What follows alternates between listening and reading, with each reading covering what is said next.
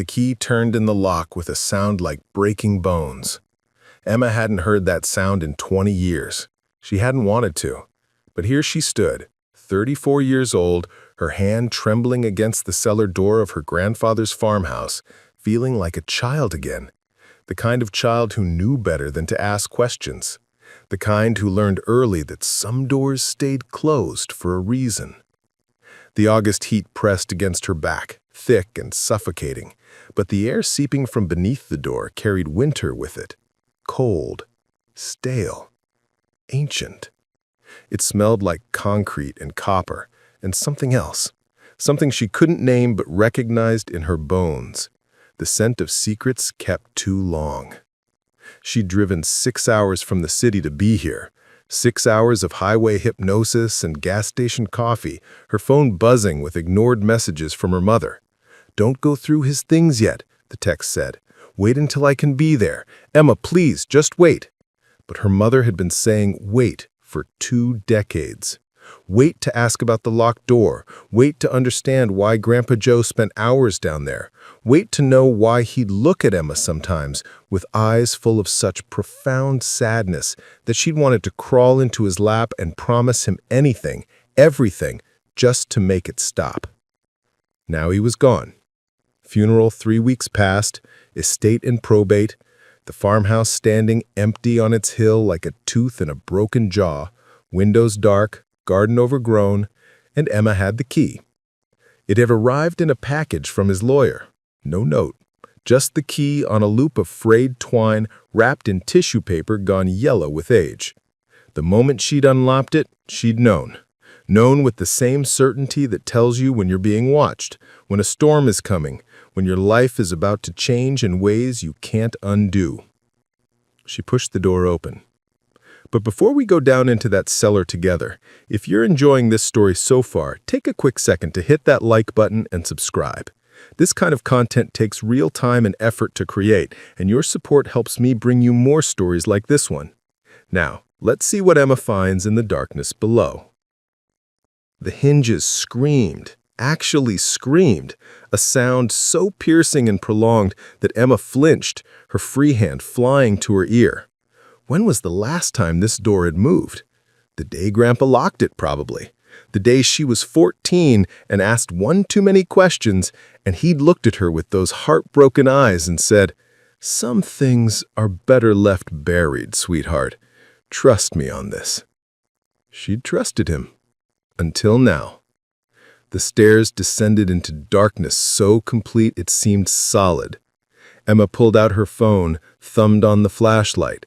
The beam cut through the black like a knife through fabric, revealing wooden steps worn smooth in the center, a handrail bolted to concrete walls, cobwebs thick as lace. The cold air rose to meet her, and with it that smell again. Stronger now, more insistent. Copper and dust and time. "Just supplies," her mother had always said when Emma asked as a child. "Your grandfather keeps emergency supplies down there. Canned goods, that sort of thing. It's just a cellar, Emma. Why are you so obsessed with it?" But if it was just a cellar, why did Grandpa carry the key on a chain around his neck? Why did he go down there every Sunday evening at exactly 7 o'clock, staying for precisely 1 hour, emerging with red eyes and dirt under his fingernails? Why did Emma wake up sometimes when she slept over as a child, 3 in the morning, and hear him down there? Not moving things around, not organizing supplies, but talking. Long, one-sided conversations in a voice so soft and broken she could never make out the words, only the grief in them. She took the first step down, then the second. The door swung shut behind her with a definitive thud that made her heart kick against her ribs. She spun, reaching for it, but stopped herself. It wasn't locked. She could leave any time.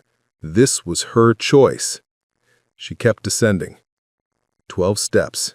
She counted them the way she used to count them as a child, standing at the top while Grandpa disappeared below, trying to memorize every detail for later examination.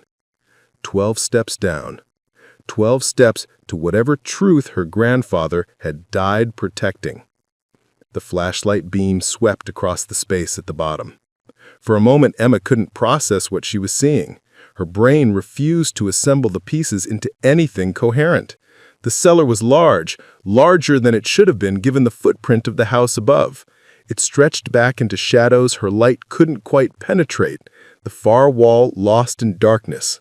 But the near space, the area immediately before her, was so utterly unexpected that she actually laughed. A single sharp bark of sound that echoed against the concrete and came back to her distorted and strange. It was a workshop, not a storage space, not emergency supplies.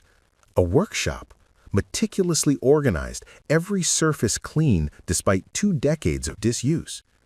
A long workbench dominated the center of the room, its surface scarred with use but orderly, tools hanging on a pegboard above it in perfect rows. Chisels, hammers, planes, saws, everything you'd need for woodworking, each tool outline drawn in marker on the board so you'd know exactly where it belonged. But that wasn't what made Emma's breath catch. The shelves.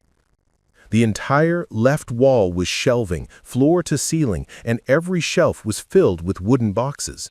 Dozens of them, maybe hundreds.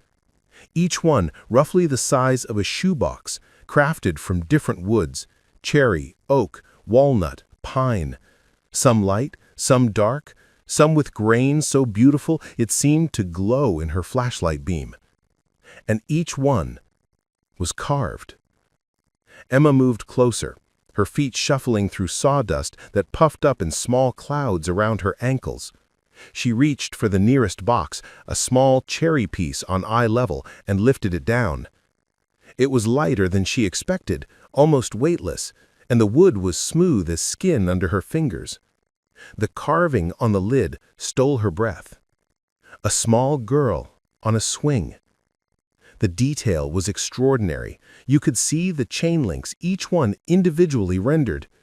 The girl's hair flew behind her, frozen in a moment of joy, and her face was turned toward the sky, mouth open in laughter, eyes squeezed shut in pure, uncomplicated happiness. Emma knew this girl, knew this moment. It was her. She'd had a swing in Grandpa's yard. He'd hung it from the massive oak tree when she was 6, and she'd spent entire summers on it, pumping her legs until she was sure she'd swing right over the top, right up into the clouds. With shaking hands, Emma set the box down and reached for another. This one was walnut, darker, heavier. The carving showed a teenage boy with a baseball glove, crouched in ready position, face fierce with concentration. She didn't recognize him, but something about the shape of his jaw, the set of his shoulders, reminded her of her Uncle Marcus, her mother's brother. Dead 15 years now, car accident on a mountain road. Another box. A woman in a wedding dress, veil streaming behind her, caught mid-spin, joy radiating from every carved line. Another. A baby's face, eyes closed, expression peaceful. Another. An elderly man in a garden, hands full of tomatoes, smiling at something beyond the frame. Emma pulled down box after box, lining them up on the workbench. Each one was a masterpiece. Each one showed a person in a moment of pure joy, captured in wood with such skill and love that they seemed almost alive. And slowly, horribly, wonderfully, she began to understand. These were memories. Her grandfather's memories. The people he'd loved, the moments he'd wanted to keep forever. She opened one of the boxes, the one with Emma on the swing. The lid lifted on tiny brass hinges, and inside, nestled in a bed of crushed velvet, was a folded piece of paper. Her hands were shaking so badly now she could barely unfold it. But when she did, she saw her grandfather's handwriting, still strong and clear despite whatever age he'd been when he wrote this. Emma, age 7, August 1997. The day you told me you were going to swing so high you'd touch God's toes. I told you to be careful. You told me God wouldn't mind. I believed you. Tears blurred Emma's vision. She blinked them away furiously, reaching for another box, opening it.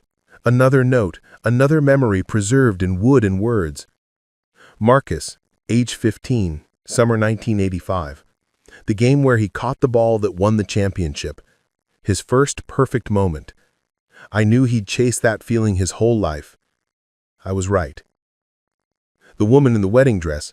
Sarah, my daughter. Her wedding day. She'd never looked happier. I danced with her. I tried not to cry. I failed. The baby. Lily, 1 week old. My first grandchild. She held my finger. Her whole hand couldn't reach around it. I promised her I'd always keep her safe. Some promises you can't keep. Emma's chest was tight, her throat burning. She turned in a slow circle, taking in the full scope of it. Hundreds of boxes, hundreds of moments, all the joy her grandfather had witnessed, carved and cataloged and stored down here in the dark. But why? Why keep them hidden? Why lock them away?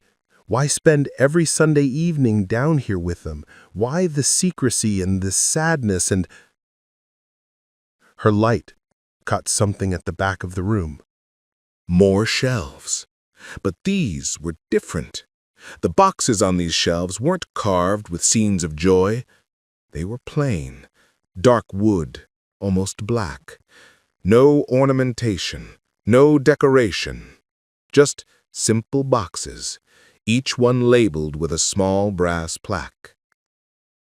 Emma walked toward them as if hypnotized.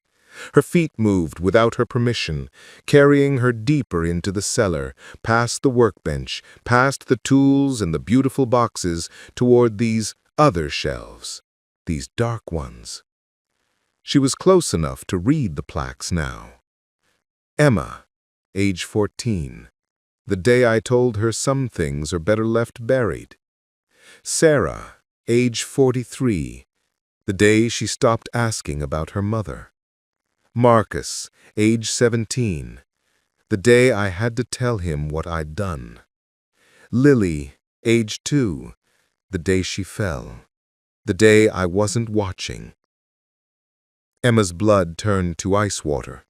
She reached for the box with her name on it, her hands moving with a will of their own. This box was heavier than the others, denser.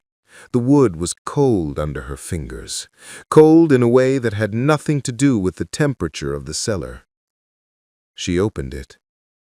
Inside was another note, but this one wasn't written in her grandfather's strong, clear hand. This one was scrawled, desperate, the ink blotted in places, as if tears had fallen on it while it was still wet. I'm sorry. I'm so sorry. I thought I was protecting you. I thought if I kept the pain separate from the joy, if I locked it away down here where it couldn't touch you, you'd be safe.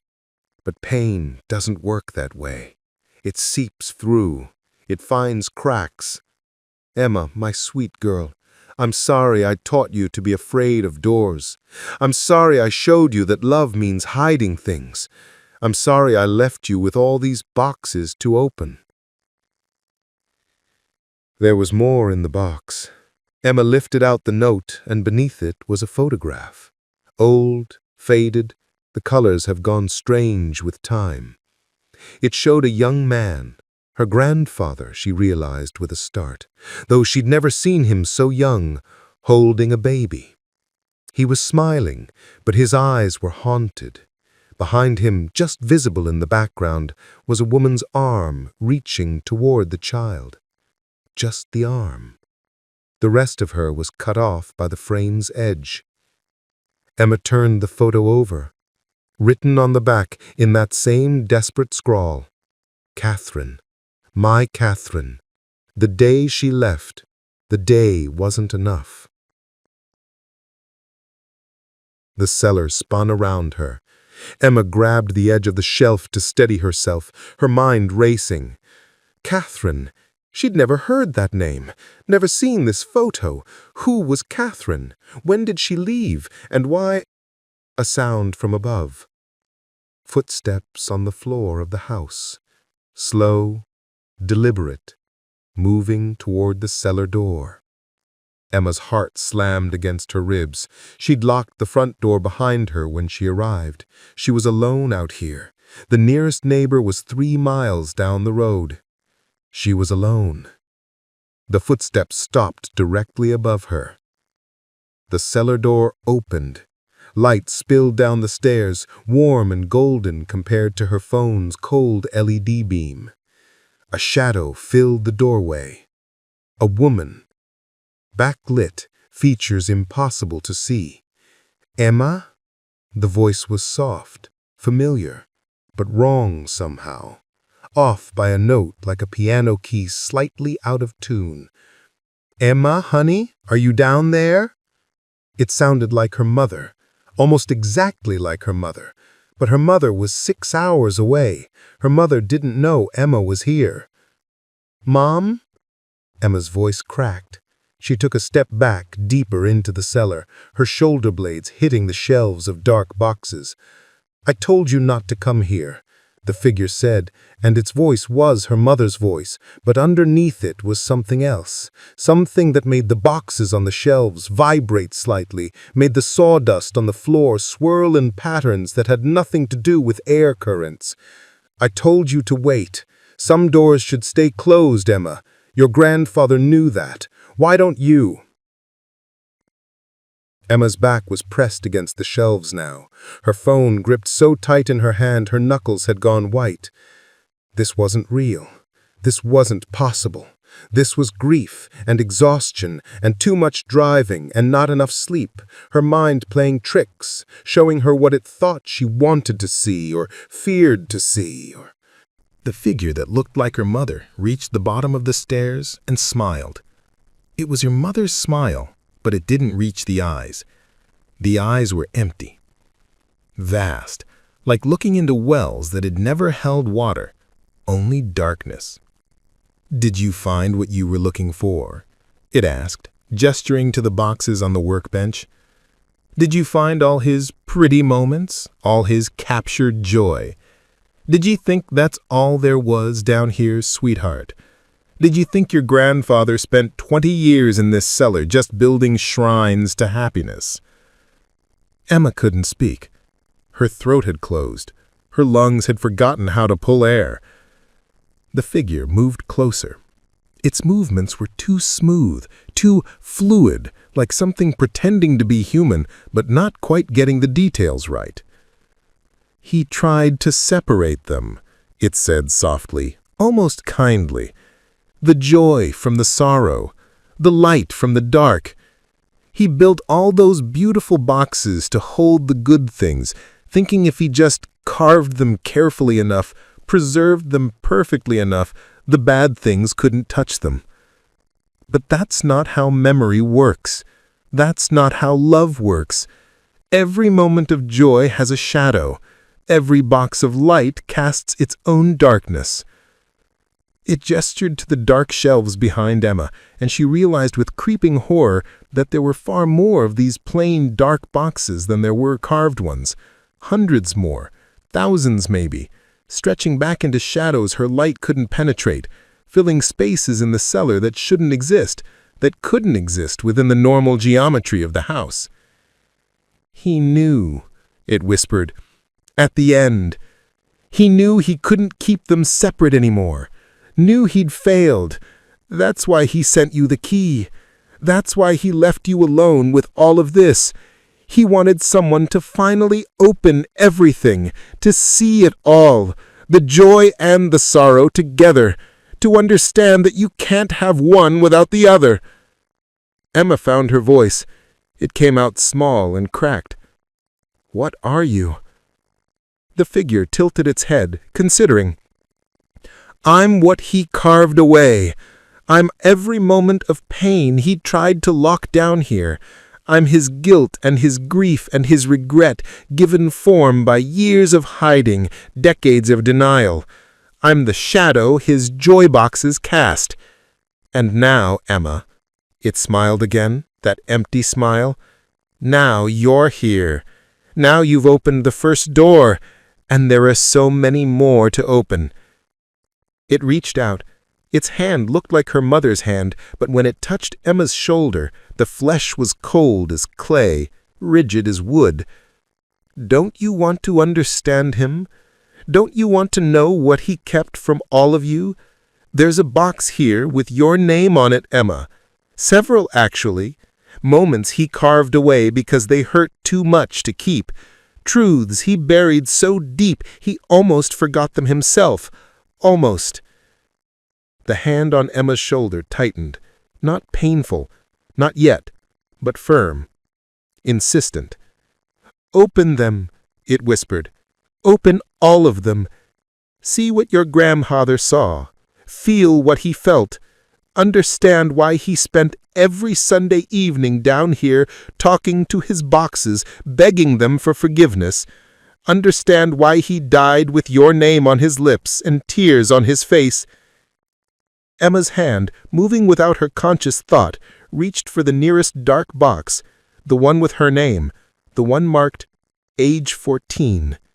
Her fingers touched the lid, and somewhere far above, in the locked house, she heard another door open.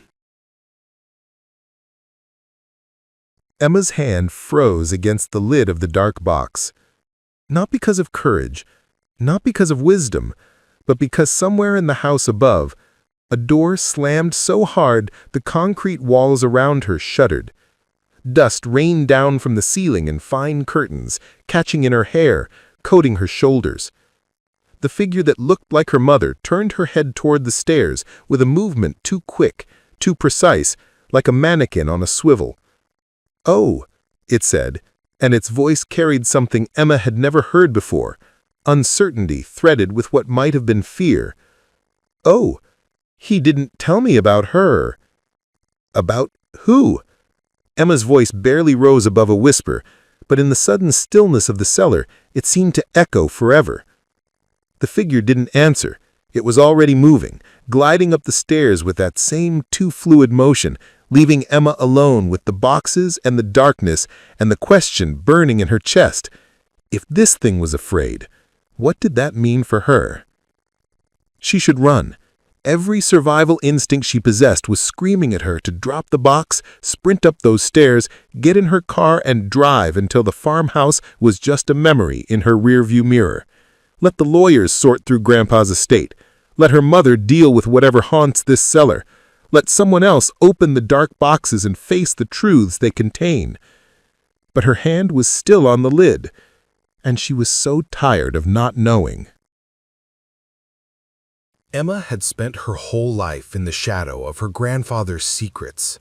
Every family gathering had been punctuated by careful silences, subjects that made the adults exchange glances and change the topic when she walked into the room. Her mother's brittle cheerfulness whenever Grandpa was mentioned, her Uncle Marcus's drinking, the way he'd stare at nothing and say things like, "If he just told us the truth from the beginning," before someone shushed him. The way Grandpa himself would look at Emma sometimes with such desperate love and terrible sadness, as if she were both his greatest joy and deepest regret. She'd built her life around those gaps in knowledge, chosen a career in archives and library science because organizing other people's histories was easier than facing the disorder in her own. Kept her relationship surface level because vulnerability meant questions, and questions meant eventually having to admit how little she knew about where she came from. Moved to a city 6 hours away where no one knew her grandfather, where she could be just Emma, not Emma with the family nobody talks about. And now he was gone. And he'd left her the key, and if she ran now, she'd spend the rest of her life wondering. She'd become her mother, changing the subject. She'd become her uncle, drinking to forget what he couldn't remember clearly anyway. She'd become another keeper of secrets she didn't understand, passing trauma down like an heirloom no one wanted, but everyone was too afraid to throw away. The box was cool under her fingers, smooth. The wood was so dark it seemed to absorb her flashlight beam rather than reflect it. Emma opened it. For a moment she thought it was empty, just a plain interior, unlined, showing the joins where the wood had been fitted together with such precision there were no gaps. But then she saw it, a small mirror, no bigger than her palm, fixed to the inside of the lid. And in that mirror, she saw herself. Not as she was now, 34 and tired and covered in cellar dust, but as she'd been at 14. The memory hit her like a physical blow. She was in the kitchen of this very farmhouse, sunlight streaming through the windows, the smell of Grandpa's coffee mixing with the scent of the honeysuckle that grew wild outside. It was summer. School had just ended. She'd come to stay with Grandpa for 2 weeks while her mother went on some trip Emma wasn't supposed to ask about. And she'd been happy, in the way only 14-year-olds who don't yet know how complicated the world is can be happy. She'd asked about the cellar. Not for the first time. She'd been asking since she was old enough to notice the locked door, to wonder why Grandpa spent so much time behind it. But this time was different. This time she'd pushed, needled, used that teenage certainty that she deserved answers, that secrets were a personal insult, that love meant telling the truth no matter what. In the mirror memory, she watched herself follow Grandpa into the living room, watched herself corner him in his favorite chair, the green recliner he'd had since before she was born, watched herself plant her feet and cross her arms and say, with all the self-righteousness of youth, "If you loved us, you wouldn't keep secrets. If you trusted us, you'd tell us the truth." Grandpa's face in the memory did something Emma had forgotten. It crumpled. Actually crumpled like paper being crushed in a fist. For a moment he looked ancient. Not the vigorous 70-something who still worked his garden and fixed things around the farmhouse, but genuinely old, breakable, lost. "Emma," he'd said, and his voice shook. "Sweetheart, some truths don't set you free. Some truths are cages you carry with you forever. I keep my secrets because I love you, because I trust you to have a life that isn't haunted by my mistakes. Don't ask me to give you that burden. Please. Don't make me choose between honesty and your happiness." 14-year-old Emma hadn't understood. She'd heard it as a dismissal, a refusal, more evidence that adults thought children couldn't handle reality. She'd stormed out, spent the rest of that visit barely speaking to him, left at the end of 2 weeks without saying goodbye properly, punishing him with her coldness because he wouldn't give her what she wanted. It was the last real conversation they'd ever had. Oh, she'd seen him after that. Holidays, birthdays, obligatory visits that got shorter and more strained each year. But they'd never connected again, never had another moment of genuine intimacy. She'd built a wall between them, and he'd let her, and now he was gone, and he'd left her the key. And if she ran now, she'd spend the rest of her life wondering. She'd become her mother, changing the subject. She'd become her uncle, drinking to forget what he couldn't remember clearly anyway.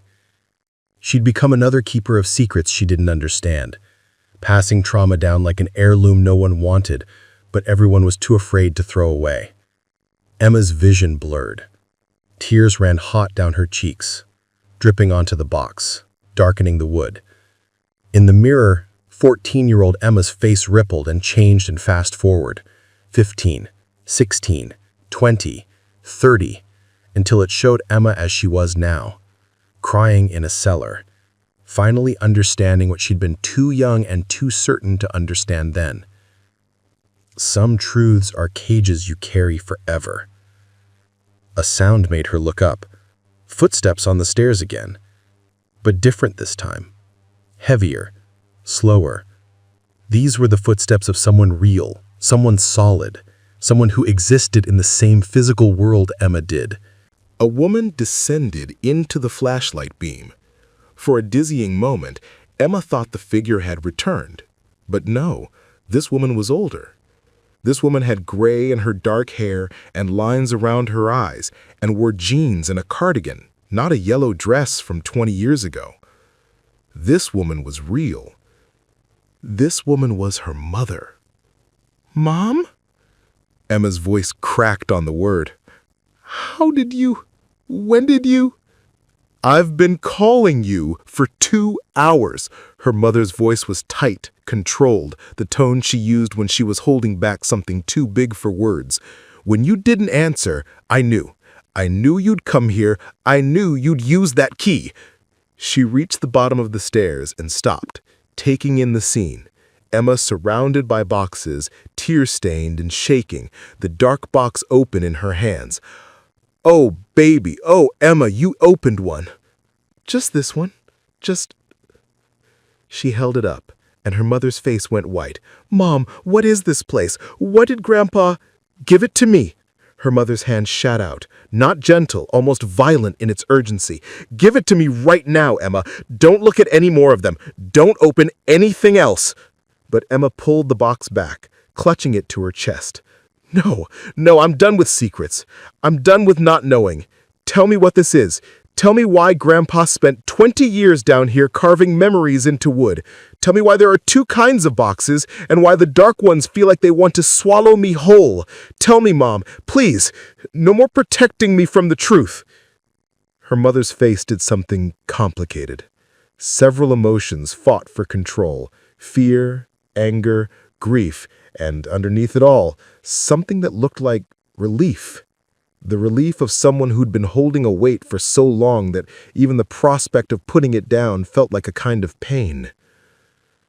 "Your grandfather," she said, finally, slowly, each word emerging like a stone pulled from deep water, "was the most gifted woodcarver in 3 counties. People came from all over to buy his work. Beautiful things, furniture, sculptures, toys.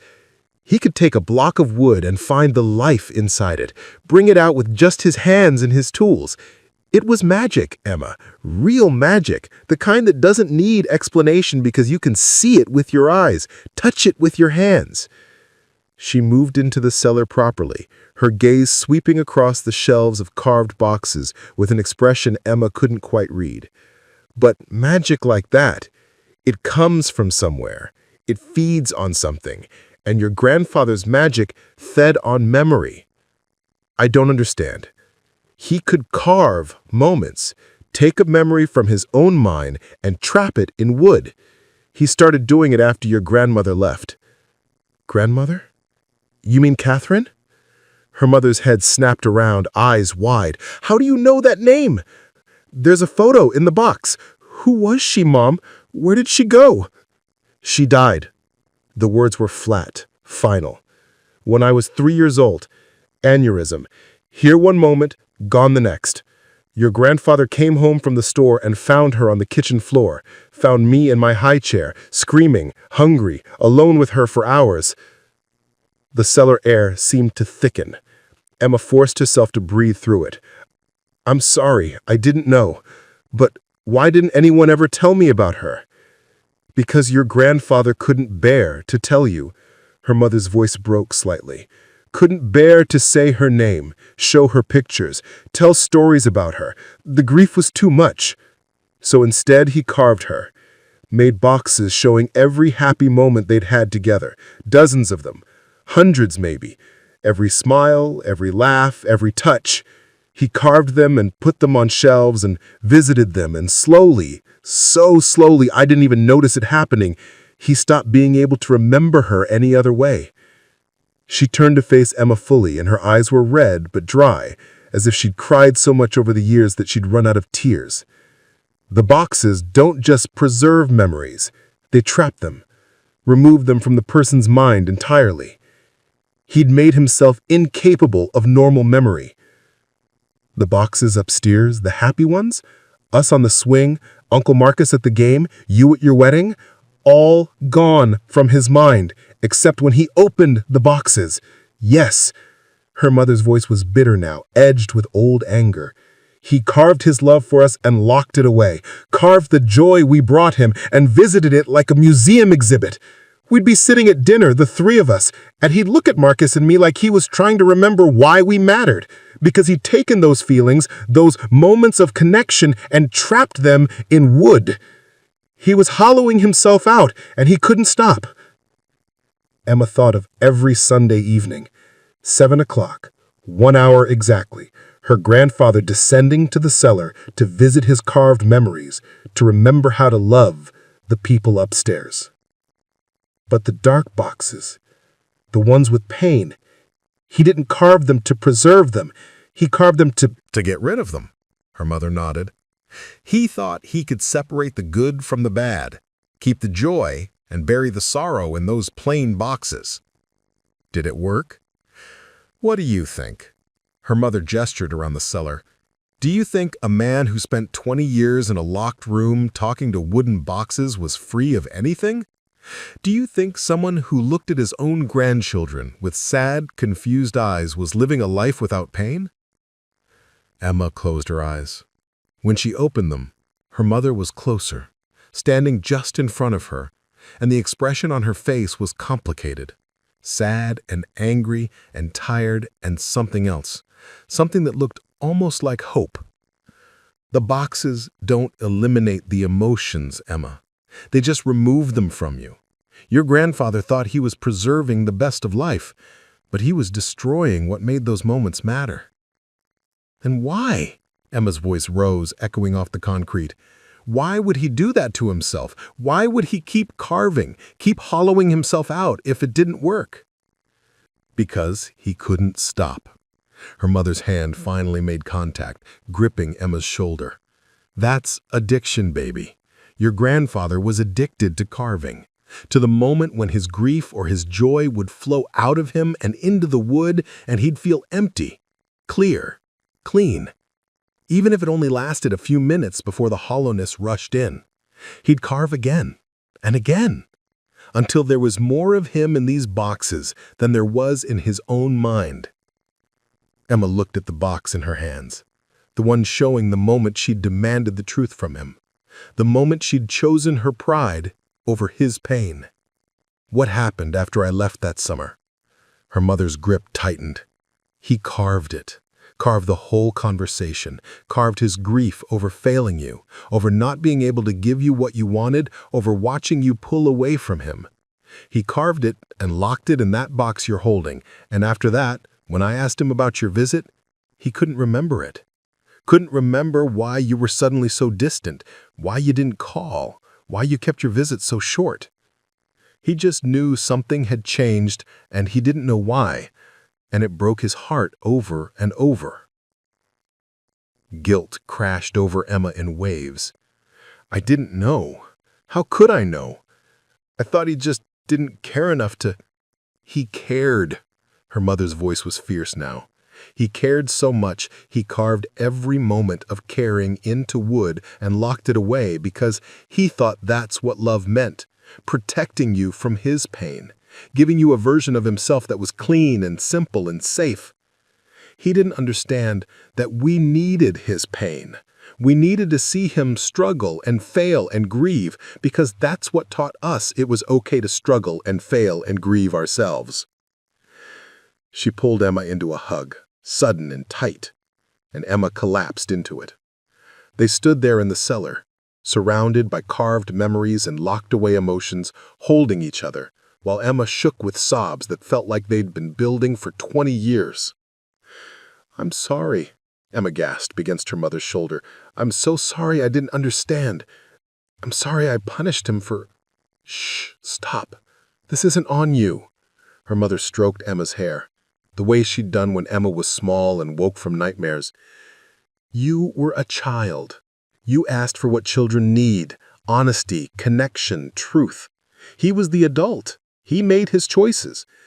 And now, she pulled back slightly, looking Emma in the face.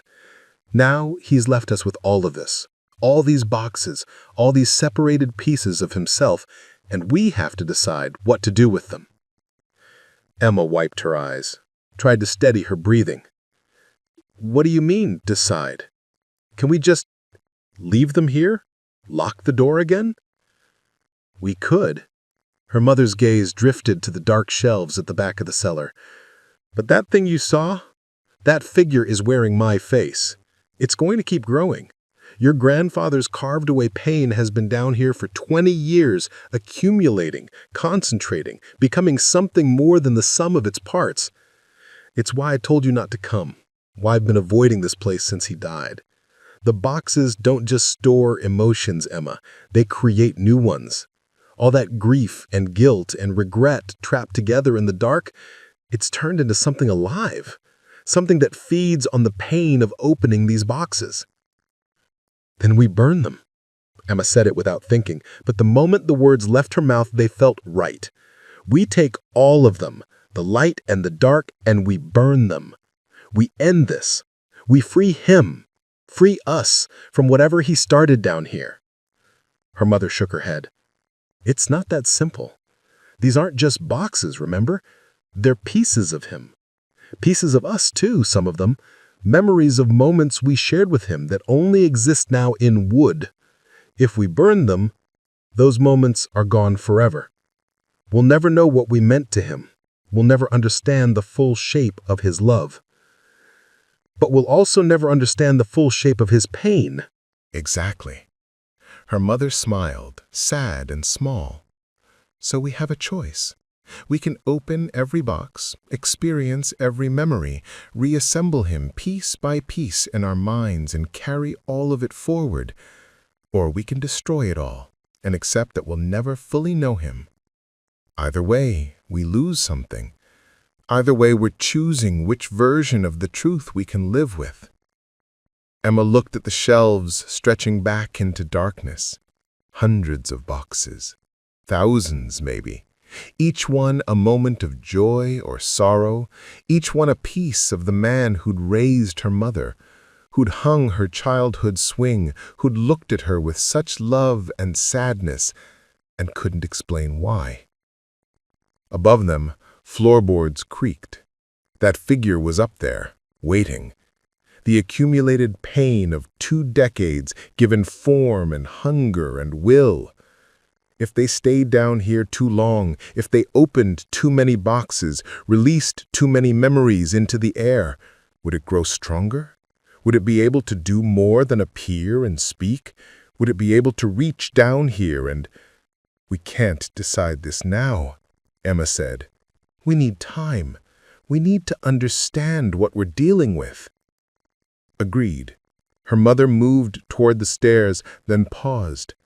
But Emma, whatever we decide together. No more secrets, no more protecting each other from difficult truths. We see all of it, the joy and the pain, and we choose together. Promise me. Emma looked at the box in her hands one more time. In the mirror lid, her 14-year-old face looked back at her, frozen in that moment of angry certainty, not yet knowing how much she didn't know. She closed the lid gently, reverently, and set the box back on its shelf among all the others. I promise, she said, together. They climbed the stairs together, leaving the cellar door open behind them, leaving the boxes undisturbed for now, leaving the question of what to do about her grandfather's dismantled heart unanswered, but no longer unspoken. In the kitchen, they sat at the old table, the same table where Emma had eaten countless breakfasts as a child, and they talked, really talked, for the first time in longer than Emma could remember. Her mother told stories about Catherine that Grandpa had never been able to tell, about Marcus's struggle with his father's emotional distance, about her own attempts to understand a man who loved deeply but couldn't show it, who gave everything but kept it locked away.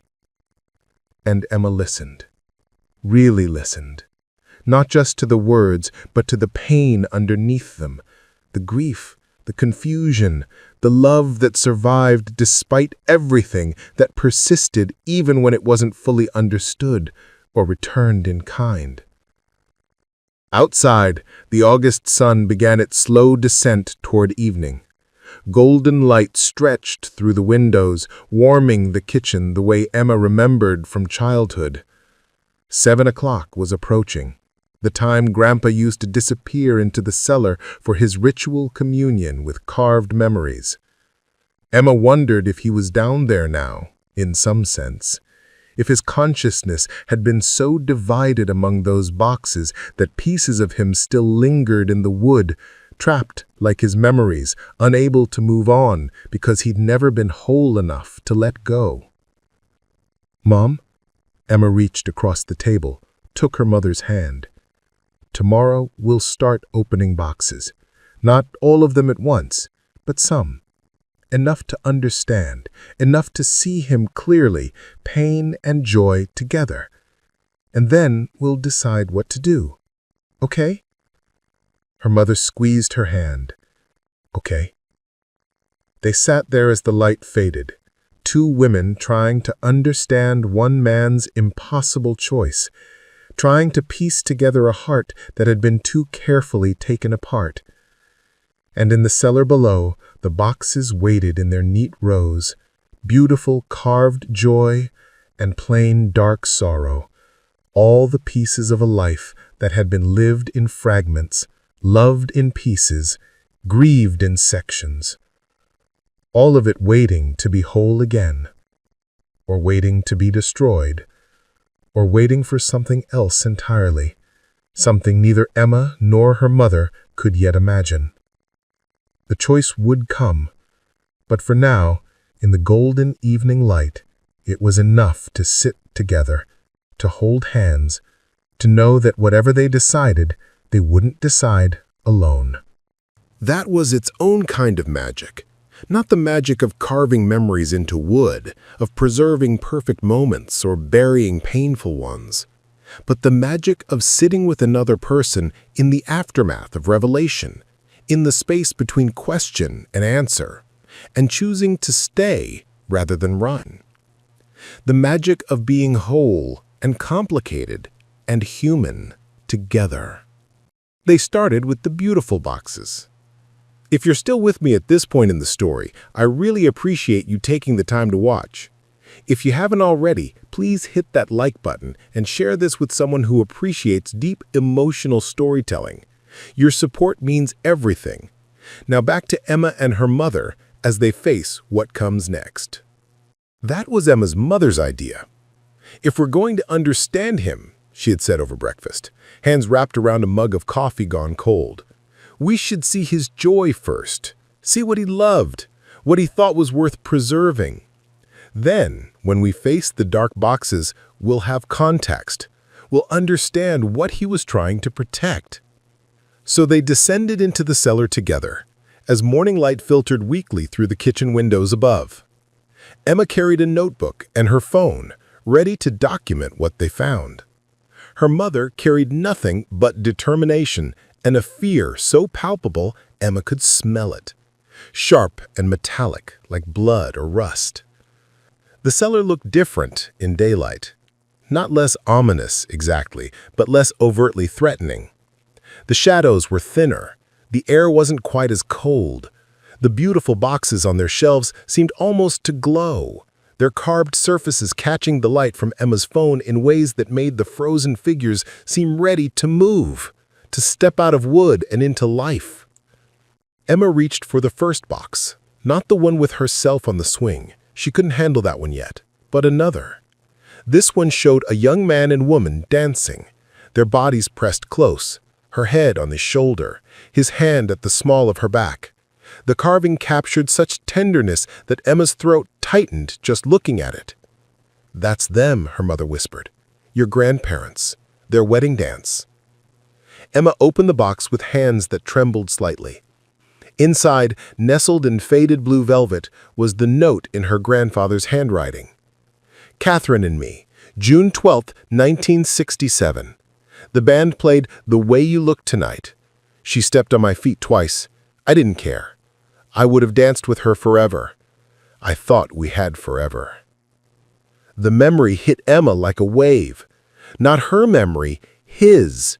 She could feel it somehow, the way the wooden floor of the community hall had given slightly under their feet, the way Catherine's perfume had smelled like lilacs and rain, the way his heart had hammered in his chest, not from exertion, but from the sheer, terrifying joy of holding the woman he loved and knowing she'd chosen him, actually chosen him, And now they had a whole life ahead of them to figure out together. "Do you feel it?" her mother asked, voice hushed. "When you open them, when you read the notes, do you feel it?" "Yes." Emma closed the box carefully, reverently. "It's like the memory's contagious. Like he put so much of himself into the carving that it can transfer to whoever opens it." "That's the magic." Her mother reached for another box, this one showing a toddler taking wobbly first steps, chubby arms outstretched for balance. Her mother opened the box, read the note inside, and her face crumpled. "Which means when we open the dark boxes, we'll feel all of that too." They spent 3 hours opening the beautiful boxes. 3 hours experiencing moments of pure joy. Catherine laughing at one of Joe's terrible jokes, her head thrown back, eyes bright with love. Marcus catching his first fish, age 6, holding it up with such pride that Joe had felt his heart might burst. Sarah, Emma's mother, graduating college, the first in their family to do so, cap askew on her head and a diploma clutched in her hands. And Joe's throat tight with emotion he couldn't name. Emma herself at various ages, learning to ride a bike, reading him a story she had written, telling him about her first day of high school with such animation he'd wanted to capture that moment forever. Preserve her exactly as she was before the world made her careful and guarded. Each box was a window into love. Uncomplicated, pure, the kind of feeling that existed before fear had time to wrap itself around it and squeeze. Emma understood now why her grandfather had wanted to carve these moments. Who wouldn't want to preserve their happiest memories, keep them safe from the erosion of time and grief and ordinary forgetting? But she also understood what her mother meant about the curse. Because with each box they opened, with each transferred memory, Emma felt her grandfather's presence growing stronger in her mind. His perspective infiltrate hers. By the time they'd worked through 2 shelves of beautiful boxes, Emma wasn't entirely sure where her feelings ended and his began. She loved her grandmother Catherine with a fierce, aching devotion, even though she'd never met the woman. She felt pride in her Uncle Marcus's baseball catch that had nothing to do with her own experience. She remembered moments from her childhood that she had actually forgotten, seeing them now through her grandfather's eyes, understanding for the first time how much he'd treasured them. It was intoxicating, and it was terrifying. "We need to stop," Emma said finally, setting down a box she hadn't opened yet. Her hands were shaking. Her head felt too full, crowded with emotions that didn't belong to her. "Mom, we need to stop. If we do too many at once, I think we'll lose ourselves in him." Her mother nodded. She looked pale, slightly dazed, like someone coming out of a dream they couldn't quite shake off. "You're right. We'll come back tomorrow. Pace ourselves. We have time." But as they turned to leave, they saw it. On the dark shelves at the back of the cellar, one of the plain boxes, the black ones, had fallen. It lay on the floor, lid open, contents spilled. Neither of them had been near those shelves. Neither of them had touched anything on the dark side of the cellar. "Mom!" Emma's voice came out strangled. "Mom, look!" Her mother turned, followed Emma's gaze, and went rigid. No, we're not opening those yet. We're not ready." But Emma was already moving toward it. Not because she wanted to, because something was pulling her. The same way a nightmare pulls you deeper even when you know you should wake up. The same way you can't look away from an accident even when you know the sight will haunt you. She knelt beside the fallen box. The note had spilled out, face up on the concrete floor. Her grandfather's handwriting, but messier than on the beautiful boxes. Desperate, the ink blotted in places as if he'd been crying while he wrote. "Marcus, age 17, the day I told him the truth, the day I destroyed him." Emma's hand reached for the note before her conscious mind could stop it. The moment her fingers made contact, the memory slammed into her with the force of a physical blow. She was Joe. She was standing in this very cellar, younger, stronger, but with eyes already haunted by too many visits to these shelves. And Marcus was there, 17 years old, furious, his face red with teenage righteousness and hurt. "You can't even remember my games?" Marcus was shouting. "I tell you about them, describe every play, every moment, and you just nod and smile like you're pretending to care, like I'm some stranger telling you stories about someone else's kid." "Son, that's not—" Joe's voice, Emma's voice, thick with guilt. "Don't lie to me! I've seen you come down here. I've watched you disappear into the cellar every week for years. What's down here, Dad? What's so important that you can't remember your own son's life?" And Joe had finally broken under the weight of Marcus's pain and his own guilt and the impossibility of explaining what he'd done to himself. He'd shown Marcus the boxes, the beautiful ones first, all the carved memories of Marcus's childhood, his triumphs, his joy. And Marcus had understood, faster than Joe had wanted him to, exactly what it meant. "You took them?" Marcus's voice had gone quiet, deadly. "You took every moment you loved me and you locked it in wood? You made yourself incapable of remembering why I matter? I was preserving them, protecting them from what? From being real? From existing in your actual mind like normal memories? Dad, that's not love. That's collecting. That's treating your family like objects to be cataloged and stored. You don't understand. When your mother died, I couldn't bear the weight of it. Every memory of her hurt. Every moment of joy we'd shared became a reminder of what I'd lost. So I carved them, and it helped. It gave me space to breathe. And then I thought, why not carve everything beautiful?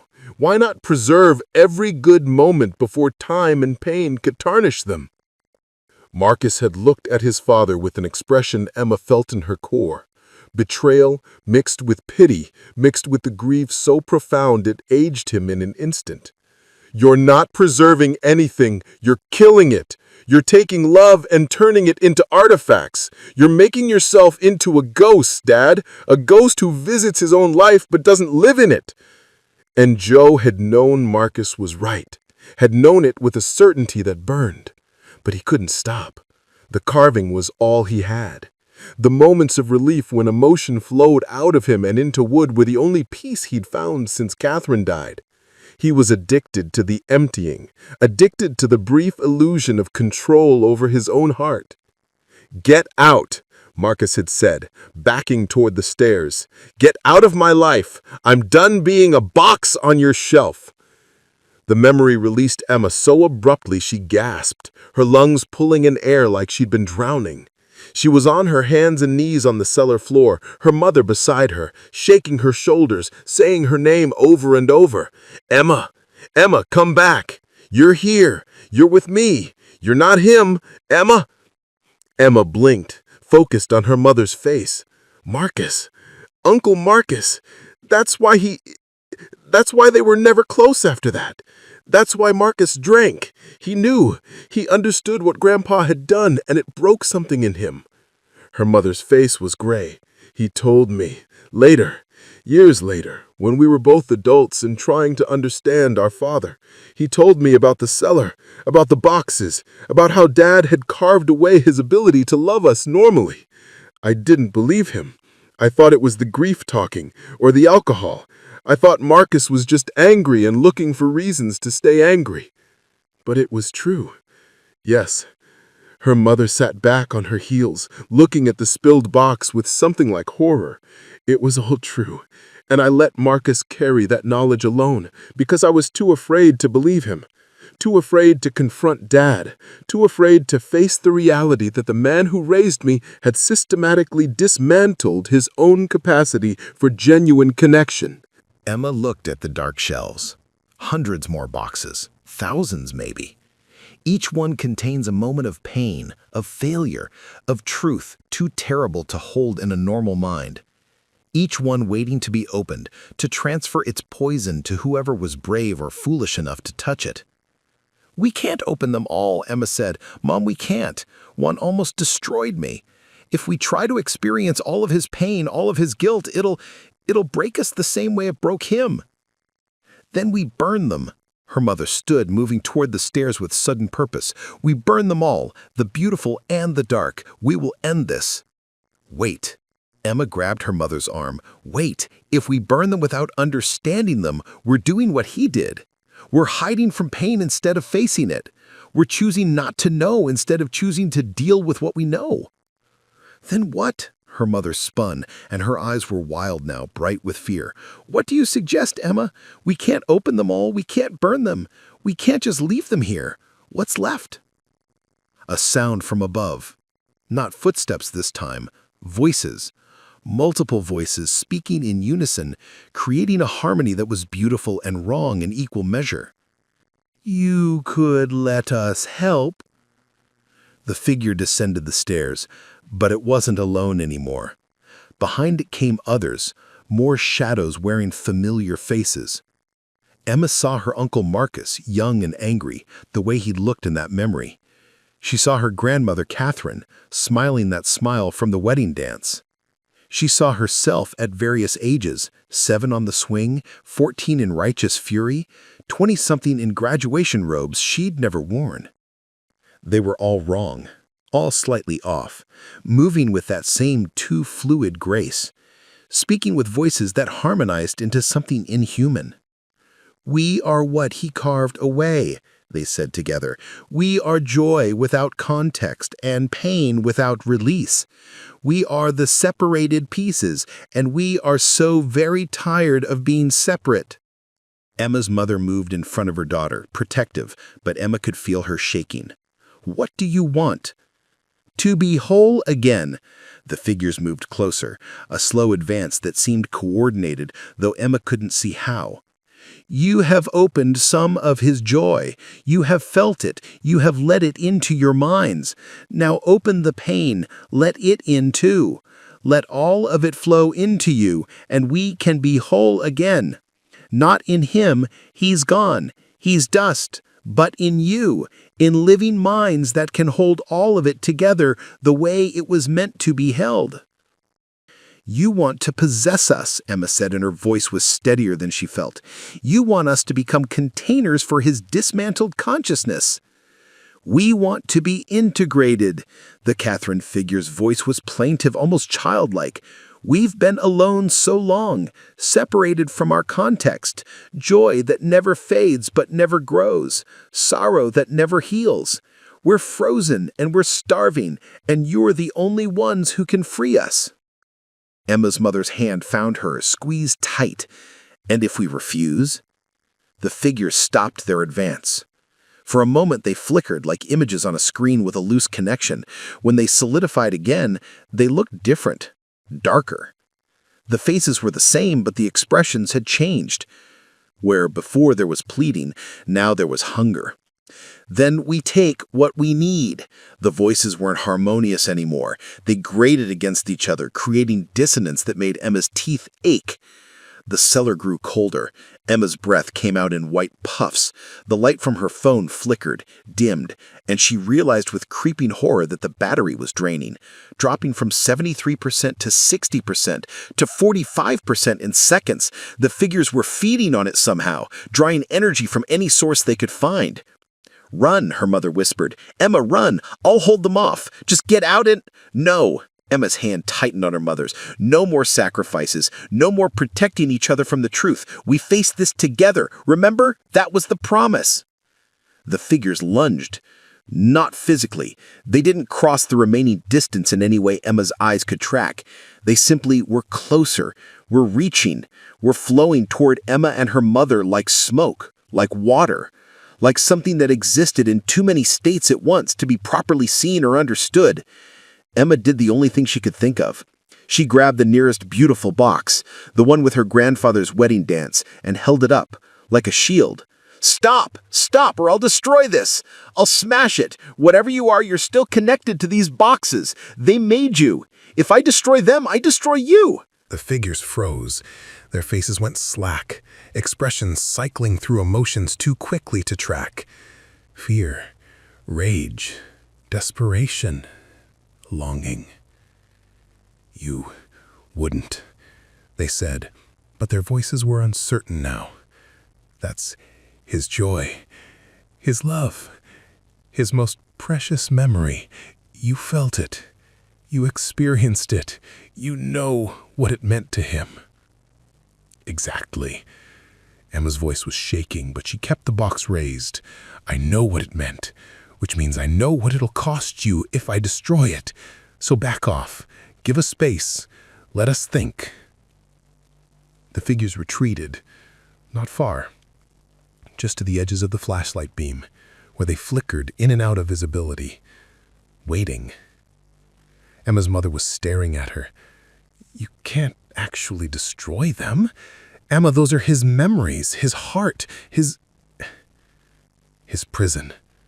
Emma lowered the box, but kept it clutched tight. Mom, don't you see? He trapped himself in these boxes, and now his trapped emotions have become this thing. This collective entity is made of separated feelings. We can't integrate them. We're not strong enough. One memory from the dark boxes almost destroyed me.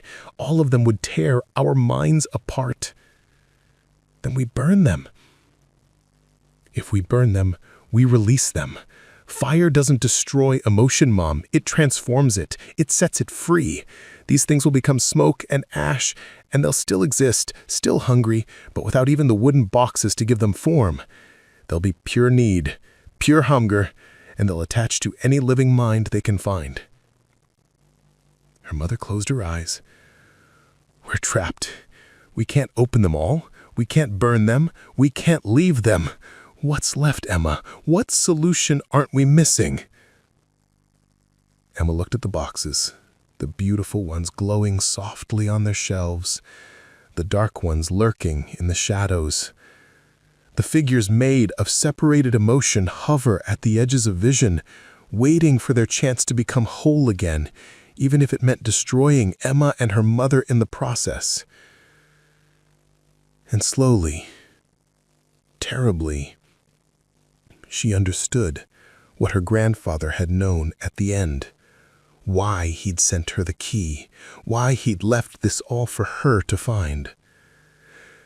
We have to put them back together, she said quietly, not in us, not in living minds that will be destroyed by the weight of all this uncontextualized emotion, but in him. He's dead, Emma.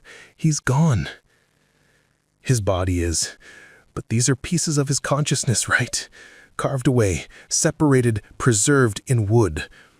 What if we could reassemble them, not in flesh, but in something else, something that could hold all the joy and all the pain together without being destroyed by it? Her mother stared at her. That's insane. That's literally trying to resurrect him as what? A ghost? A collection of animated memories? I don't know, but I know we can't keep going like this. We can't experience his memories one by one. We can't destroy them. We can't let them possess us. So what if we give them what they want? Integration, wholeness, but on our terms, in a form that can't hurt anyone. The figures had gone very still. Even their flickering had stopped. They were listening. How? The Catherine figure asked, and for the first time, its voice sounded completely human, vulnerable, desperate.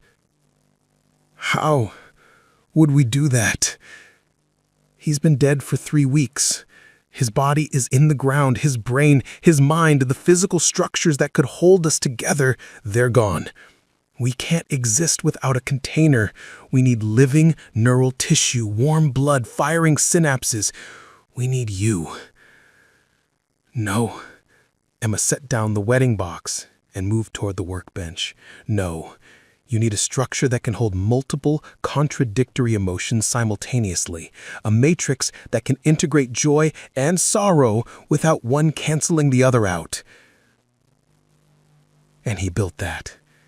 He built hundreds of them. She gestured to the boxes, all of them. The beautiful and the dark.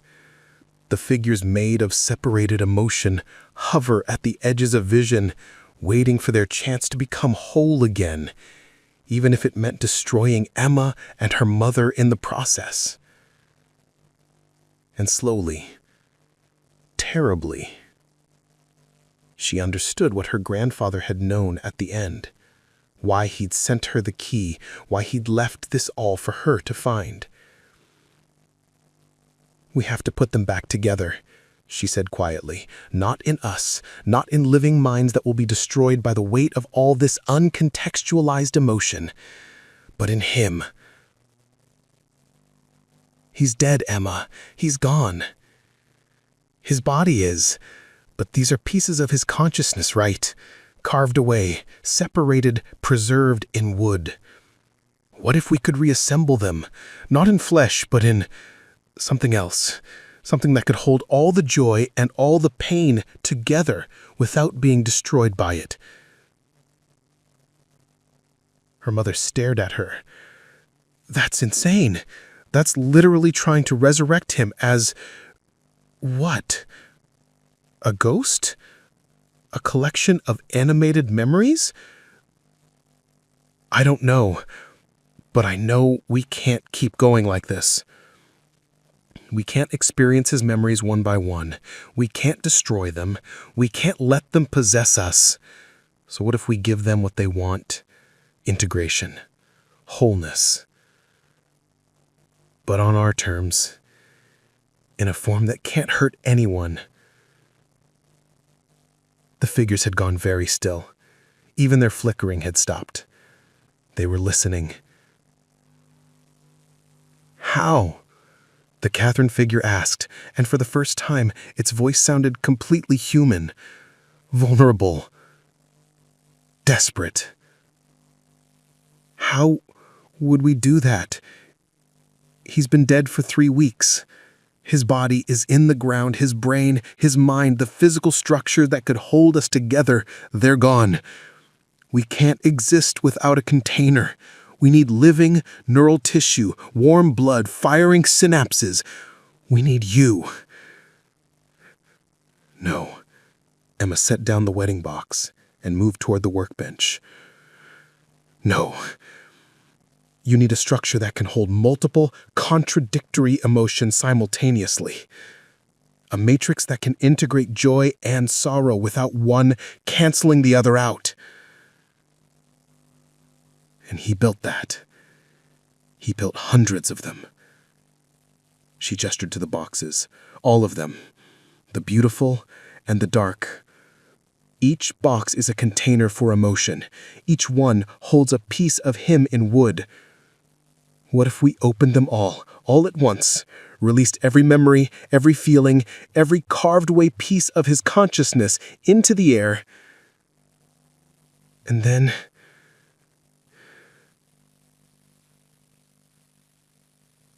we carve one more box. One final box. Big enough and complex enough to hold all of it. Every contradictory emotion, every joy and every sorrow. We give him a container that can hold his whole self, assembled at last. Her mother was shaking her head. "Emma, that's impossible. Even if we could carve something like that, how would we get the memories into it? How would we bind them to new wood?" With the same magic he used to carve them in the first place. He put emotion into wood with his hands and his tools and his desperate need for relief. We'll do the same. We'll open every box.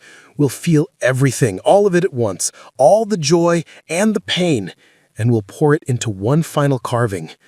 We'll give him the integration he never gave himself. The figures were closer now, not threatening, hopeful. Their faces had settled into single expressions, longing so intense it hurt to look at. "You'd do that?" they asked. "You'd take all of our pain, all of our contradictions into yourselves just long enough to carve us into wholeness?" Yes. Emma didn't look at her mother.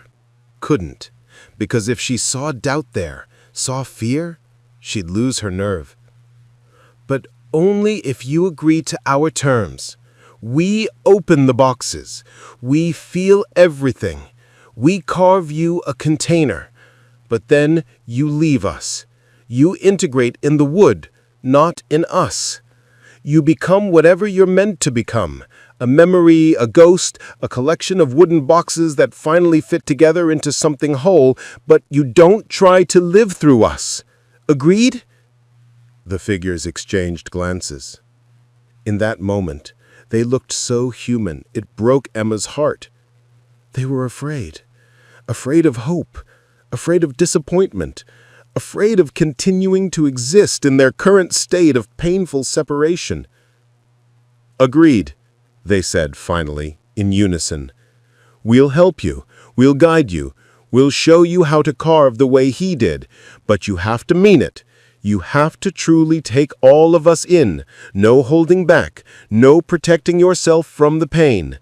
If you only open the beautiful boxes, if you try to carve us without understanding the full scope of what we are, it won't work. We'll stay separated, and we'll have no choice but to take what we need from you by force. We understand. Emma finally looked at her mother. Right, Mom? We understand what we're agreeing to? Her mother's face was pale, but determined. We understand, and we'll do it. But not today. We need rest. We need food. We need to prepare ourselves mentally for what we're about to experience. Tomorrow. We'll do it tomorrow. Tomorrow, the figures agreed, and they began to fade. Not disappearing entirely, but becoming translucent, less solid like smoke thinning in a breeze. Tomorrow you'll open all the boxes. Tomorrow you'll feel everything. Tomorrow you'll carve us whole. And tomorrow, finally, after 20 years of separation, we'll be integrated. We'll be at peace. They vanished. The cellar warmed slightly. Emma's phone battery stabilized at 22%, stopped its freefall. The air became breathable again. Emma and her mother stood in the silence for a long moment. Then, without speaking, they moved toward the stairs together. They climbed out of the cellar. They locked the door behind them. In the kitchen, they made sandwiches they didn't eat, made tea they didn't drink, sat at the table and stared at each other and tried to process what they'd just agreed to do. We're going to feel all of it, her mother said finally. All of his joy, all of his pain, all of his guilt and grief and love and loss, all at once. Emma, that might actually kill us. Not metaphorically, literally. The human mind isn't designed to hold that much emotion simultaneously. I know. Emma's hands were shaking. She folded them in her lap, tried to still them. But what choice do we have? We can't leave those things trapped down there. We can't let them possess us. We can't destroy them. This is the only option that gives everyone what they need. Them getting integrated, us keeping our autonomy, Grandpa finally getting the wholeness he denied himself. If it works. They sat in silence as the sun arced across the sky outside. As afternoon became evening, as 7 o'clock approached, the time Grandpa Joe used to descend into his cellar for his weekly communion with carved-away memories. I think he knew, Emma said softly. At the end, I think he knew what he'd created down there, what his carved-away emotions had become. I think he knew they needed to be integrated, and I think he sent me the key because he knew I was stubborn enough and stupid enough to actually try to fix it. Her mother laughed, a brittle sound. That sounds like him, always leaving the hard work for someone else, always believing other people could handle what he couldn't. Or maybe he believed in us more than he believed in himself. Maybe he knew we were strong enough to do what he wasn't, to face all of it, to hold all of it, to make ourselves vulnerable to that much pain because it was the right thing to do. Her mother reached across the table, took Emma's hand. Tomorrow, she said. Tomorrow we face it, Tonight, we rest, we eat, we remember that we're alive and we're whole and we're together, because tomorrow we're going to descend into hell, and we need to be as strong as possible when we do. They spent the evening cooking together, something they hadn't done since Emma was a child. Made her grandfather's favorite meal, pot roast with potatoes and carrots, thick gravy, bread fresh from the oven. They ate on the porch in the fading light, watching the fireflies begin their nightly dance in the garden that her grandfather had tended for 40 years.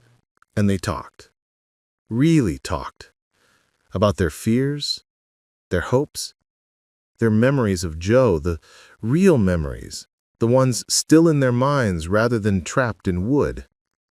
They remembered his laugh, deep and genuine, his terrible puns, the way he'd hum while he worked in the garden, the way he'd looked at them sometimes with such love it was almost painful, as if he were trying to memorize their faces, trying to hold on to moments he knew would slip away. They remembered him not as a collection of carved moments, but as a man, flawed, broken in places, trying his best and failing in spectacular ways, but humans, real, whole in his brokenness in a way his separated, preserved emotions could never be. As night fell, they went inside. They locked the doors and windows not because they thought it would keep the cellar figures out if they decided to attack, but because the ritual of it was comforting. They prepared the workbench upstairs, laying out chisels and planes and saws, making sure they had everything they'd need for the carving tomorrow. They found Joe's blueprints, his sketches, his notes on woodworking technique. They studied them like religious texts, trying to understand the process they'd have to replicate. And finally, exhausted beyond words, they slept. Emma in her childhood bedroom, her mother in the guest room, both of them lying awake for hours despite their exhaustion, staring at ceilings they'd stared at countless times before, wondering if tomorrow they'd still be themselves, wondering if the human mind could truly hold all of a person's joy and all of their sorrow simultaneously, wondering if they were brave or just fatally naive, wondering if, when they opened all those boxes and released all those separated emotions, they'd be able to put them back together, or if they'd just be creating a new kind of fragmentation, spreading Joe's brokenness from the cellar into the wider world, infecting everything they touched with the poison of unintegrated feeling. But they'd made their choice, made their promise, to each other, to the figures in the cellar, to Joe's ghost wherever it was. Tomorrow, they would open all the boxes. Tomorrow, they would feel everything. Tomorrow, they would attempt the impossible. Tomorrow, they would try to carve a human soul back into wholeness. And they would either succeed or they would be destroyed by the attempt. There was no middle ground, no partial success, integration or oblivion, wholeness or annihilation. Emma stared at her ceiling and tried not to think about which outcome was more likely, tried to focus instead on the feeling of her mother's presence in the next room, the knowledge that whatever happened tomorrow, they'd face it together. That had to be enough. That had to be.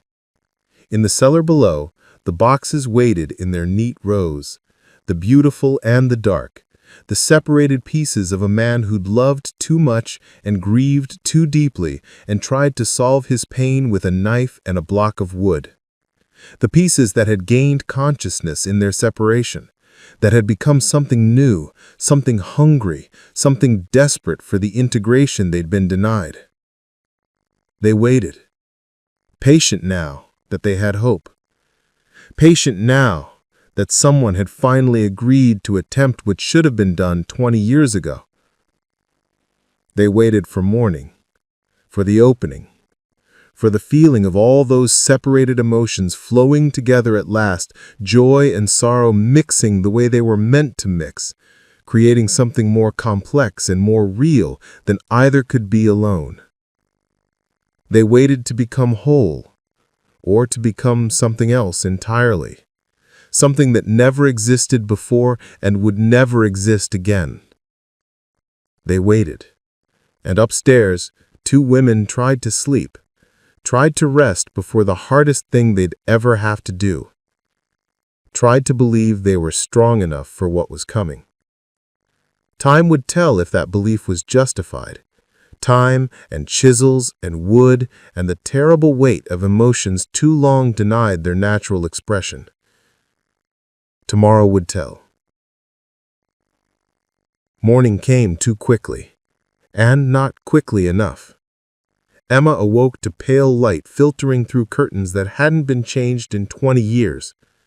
For a moment she was 14 again, sleeping over at Grandpa's.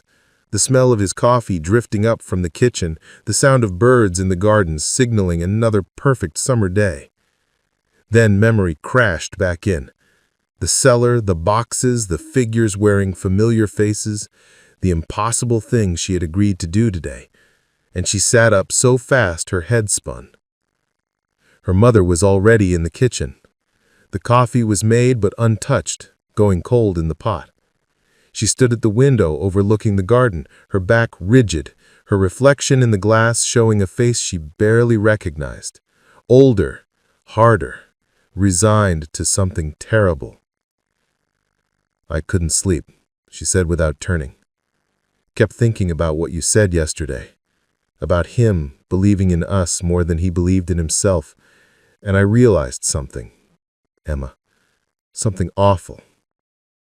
Emma poured herself coffee she didn't want, just for something to do with her hands. "What?" He didn't send you the key because he believed in us." Her mother's voice was flat, emotionless, the tone of someone who'd cried all their tears in the dark hours before dawn. "He sent it because he knew he'd have no choice. He created this situation, these separated emotions, this hungry thing in the cellar, and then he died and left us to clean it up. Not because we were strong enough, but because we were the only ones left. Because he'd already destroyed Marcus with the truth, already broken himself beyond repair, and we were all that remained. We're not heroes in his story, Emma. We're janitors, mopping up a mess he made and couldn't fix." The words should have hurt, should have made Emma angry, but instead they settled into her chest with the weight of truth. Her grandfather had loved them, she didn't doubt that, but he'd also used them, left them his nightmare dressed up as inheritance, give them no good choices, only impossible ones. "Does it matter?" Emma asked quietly. "Why did he send the key? We're here. We made a promise. We're going to fulfill it, whether it was fair of him to ask or not." Her mother finally turned from the window. Her eyes were red but dry. "You're right. It doesn't matter. What matters is getting this done. So let's do it, before I lose my nerve, before I think too hard about what we're about to experience." They descended into the cellar together in the morning light. The space looked almost peaceful now, the shadows thin and unthreatening. The boxes on their shelves like books in a library, waiting patiently to be read. But Emma knew better. These weren't stories. They were fragments of consciousness, pieces of a man's soul, and they were about to open every single one. The figures appeared before Emma and her mother reached the bottom of the stairs, but they looked different in daylight, less solid, more like projections, images cast on the air by some invisible source. The Catherine figure, the young Sarah, the various versions of Marcus and Emma herself, all of them flickered gently, as if they were already beginning to lose cohesion, already starting to fade. "You came," they said, voices harmonizing but softer now, less threatening. "We weren't sure you would. Humans so often choose their own safety over keeping promises." "We're here," Emma's mother said. "Tell us what we need to do." "Open the boxes, all of them." The figures gestured to the shelves, hundreds of boxes, beautiful and dark, stretching back into shadows. "Open them and read the notes. Let the memories transfer. Don't fight the feelings. Don't try to separate yourselves from the emotions. Let them fill you completely. Only when you hold all of it, every moment of joy, every second of sorrow, only then will you understand what needs to be carved." Emma exchanged a glance with her mother. They'd prepared for this. They'd agreed to this. But standing here, facing the reality of it, the scope of what they were about to do was almost paralyzing. How long will it take to open all of them? Hours. The young Sarah figure smiled sadly. Many hours, and each one will add to the weight you're carrying. By the end, you'll be holding more emotion than any human mind is designed to hold. It will hurt. It may damage you permanently, but it's the only way. Then we'd better start. Emma's mother moved to the first shelf, reached for the first beautiful box, the wedding dance, the one Emma had used as a threat yesterday. She opened it, read the note, closed her eyes as the memory transferred, as her face went soft with the echo of her father's joy. Emma joined her. Box after box, memory after memory. They worked in silence, a grim determination replacing the fear. The beautiful boxes first, re-experiencing all the moments of joy they'd opened yesterday and dozens more. Catherine's laugh, Marcus's first fish, Emma on her swing, but also others. Joe's mother braiding his hair when he was a boy, his father teaching him to use woodworking tools, his first sale, his first commission, the pride of making something beautiful with his own hands, friends long dead, neighbors long moved away, a dog named Copper who'd followed him everywhere when he was 12. Each memory added to the weight, each transferred emotion layered on top of the last until Emma felt like she was drowning in love, in joy, in the thousand small happinesses that make up a life. Her grandfather's feelings mixed with her own, became indistinguishable from her own, until she couldn't remember which memories were truly hers and which were borrowed. And through it all she carved. Not the final box yet, but practice pieces, small blocks of wood, fragments, getting used to the feeling of emotion flowing from her mind through her hands into the grain, learning the way her grandfather had learned through repetition and muscle memory and desperate need. Hours passed. The beautiful boxes were finished. Emma and her mother stood surrounded by open containers, notes scattered on the floor, their minds so full of joy it felt like madness. Emma was laughing and crying simultaneously, unable to separate the two responses, unable to feel anything but the overwhelming beauty of being alive, of loving people, of experiencing moments so perfect they seemed to exist outside of time. Now the dark ones, the figures whispered. They'd grown more solid as Emma and her mother worked, as if the released joy was feeding them somehow, giving them substance. Now you face the pain. Now you understand the full cost of what he did. The first dark box Emma opened contained the moment Joe found Catherine dead on the kitchen floor. The memory didn't just transfer, it detonated. Emma was Joe, kneeling beside the woman he loved, her body already cooling, their toddler daughter screaming in her high chair, and the world was ending. Actually ending. The sun could have exploded, and it would have been less significant than this moment, this realization that the person who made his life worth living was gone and wasn't coming back, and he was alone and didn't know how to be alone, and couldn't bear it, and couldn't escape it. And Emma gasped, coming back to herself. Her mother was beside her, holding her, and when Emma looked, she saw her mother had opened a box too.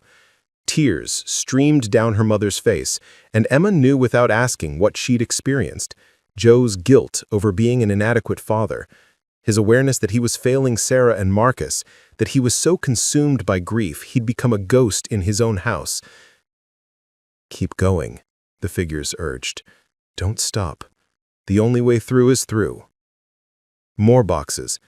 Joe's mother's death, slow and painful from cancer, his father's disappointment when Joe chose art over a real career, the friend who'd stolen from him, the customer who'd refused to pay, the dog, Copper, dying in his arms, Marcus's anger, Sarah's distance, Emma's cold goodbye that last summer.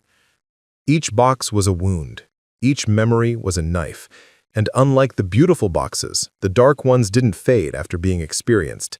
They accumulated, layered, built into a crushing weight of sorrow and regret and guilt, so profound Emma couldn't breathe under it. She carved anyway. Had to carve, because the emotion needed somewhere to go, needed to flow out of her and into something before it tore her apart from the inside. She grabbed blocks of wood and let her hands move, let the feelings guide the chisel, and she understood now why her grandfather had become addicted to this. The relief, when emotion flowed from mind to wood, was so intense it was almost euphoric.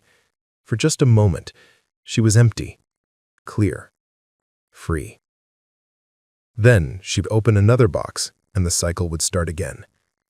Her mother was carving too, her movements jerky and desperate, tears and snot running down her face unchecked. They looked like addicts, Emma realized distantly. Looked like people in the grip of something they couldn't control, couldn't resist, could only feed over and over while it consumed them. More, the figures whispered, and their voices were hungry now, growing stronger with each released memory. More. Open them all. Feel it all. You're so close. Just a little more. Emma reached for another dark box. This one was labeled, Emma, age 34, the day I died. She froze. Her hands shook so violently she almost dropped it. That one, her mother said, voice hoarse. That one was carved recently, maybe days before he... Emma, don't. That's too much. But Emma was already opening it, already reading the note in handwriting that shook and wandered, written by a man who knew death was close. Emma, the day I sent you the key, the day I died knowing I'd failed you, failed everyone. The day I finally understood that you can't protect people from pain by hiding it. You only pass it down in more destructive forms. I'm sorry. I'm so sorry. I love you. I'm sorry that wasn't enough. The memory hit like a freight train. Emma was Joe, lying in a hospital bed that smelled like disinfectant and approaching death, holding the key on its twine, asking the nurse to mail it because his hands shook too much to write an address. He was thinking about Emma, his Emma, the granddaughter who'd pulled away from him, who he'd hurt without meaning to, who he'd tried to protect by keeping his pain locked away, and in doing so had taught her that love meant hiding, that connection meant maintaining distance, that the only safe emotions were the ones you didn't actually feel. He knew he'd failed, knew that his careful carving, his meticulous separation of joy from sorrow had been the worst thing he could have done, because you couldn't teach children to be whole people by being fragmented yourself. You couldn't model healthy love while dismantling your own capacity for it. You couldn't protect anyone from pain by hiding it.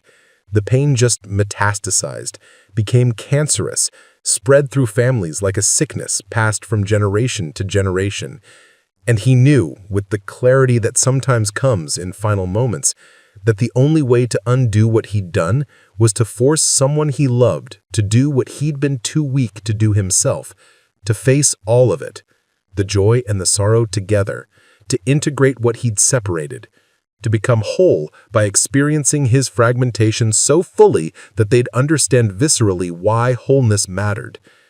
It wasn't fair. It was the act of a desperate dying man who'd run out of time and options, but it was also, in its terrible way, an act of love.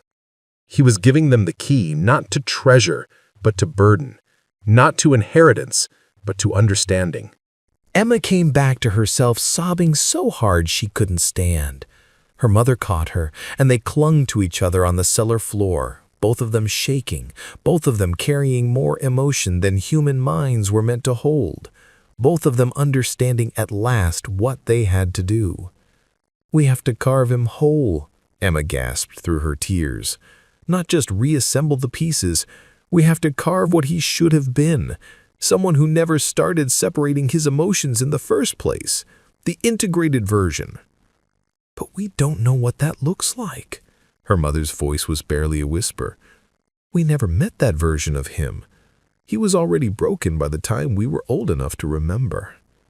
"Then we imagine it." Emma pulled back, looked her mother in the face. "We take all these memories, all the joy and all the sorrow, and we let them mix. We let them inform each other. We imagine who he would have been if he'd carried his grief alongside his love instead of separating them. If he'd let himself be sad while also being happy. If he'd been complex and contradictory and fully human instead of fragmented and frozen." The figures were very solid now, almost opaque. They gathered close, and Emma could feel their hunger, their desperate need to be whole. But she could also feel something else, their fear. They were afraid of what wholeness might mean, afraid that integration might be a kind of death. that the separated pieces they'd become might cease to exist as individuals when they merged back into a unified consciousness. "It will hurt," Emma said to them, to herself, to her mother. "It'll hurt to let go of separation, to become one thing instead of many. But that's what healing is. Hurt that leads to wholeness. Pain with a purpose." She stood, moved to the workbench, selected the largest block of wood she could find. Walnut, dark and dense, big enough for what she needed to carve. Her mother joined her, and together they began to sketch. Not a detailed blueprint, but broad strokes. The shape of a man. Not young, not old, not smiling, not frowning, just a face that could hold complexity.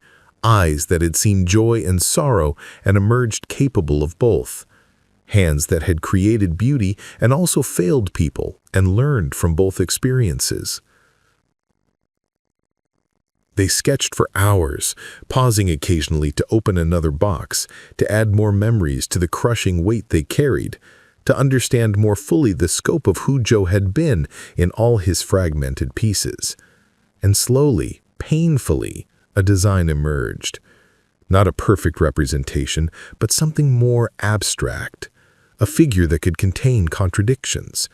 A form that suggested wholeness without requiring perfection. "Now we carve," Emma said to her. She picked up the chisel, felt its weight in her hand, and began. The first cuts were agony. All the emotion she was holding, all the joy and sorrow, all the love and guilt, all the beauty and ugliness of a human life flowed through her hands into the wood. It felt like her mind was being turned inside out, like her soul was being pulled through her fingertips and pressed into grain and fiber. She carved and cried and sometimes screamed, but she didn't stop. Her mother worked beside her, their four hands moving in unconscious coordination, creating something together that neither could have made alone. The figures gathered close, so close Emma could feel their hunger, their desperate need to be whole. But she could also feel something else, their fear. They were afraid of what wholeness might mean, afraid that integration might be a kind of death, that the separated pieces they'd become might cease to exist as individuals when they merged back into a unified consciousness. "It will hurt," Emma said to them, to herself, to her mother.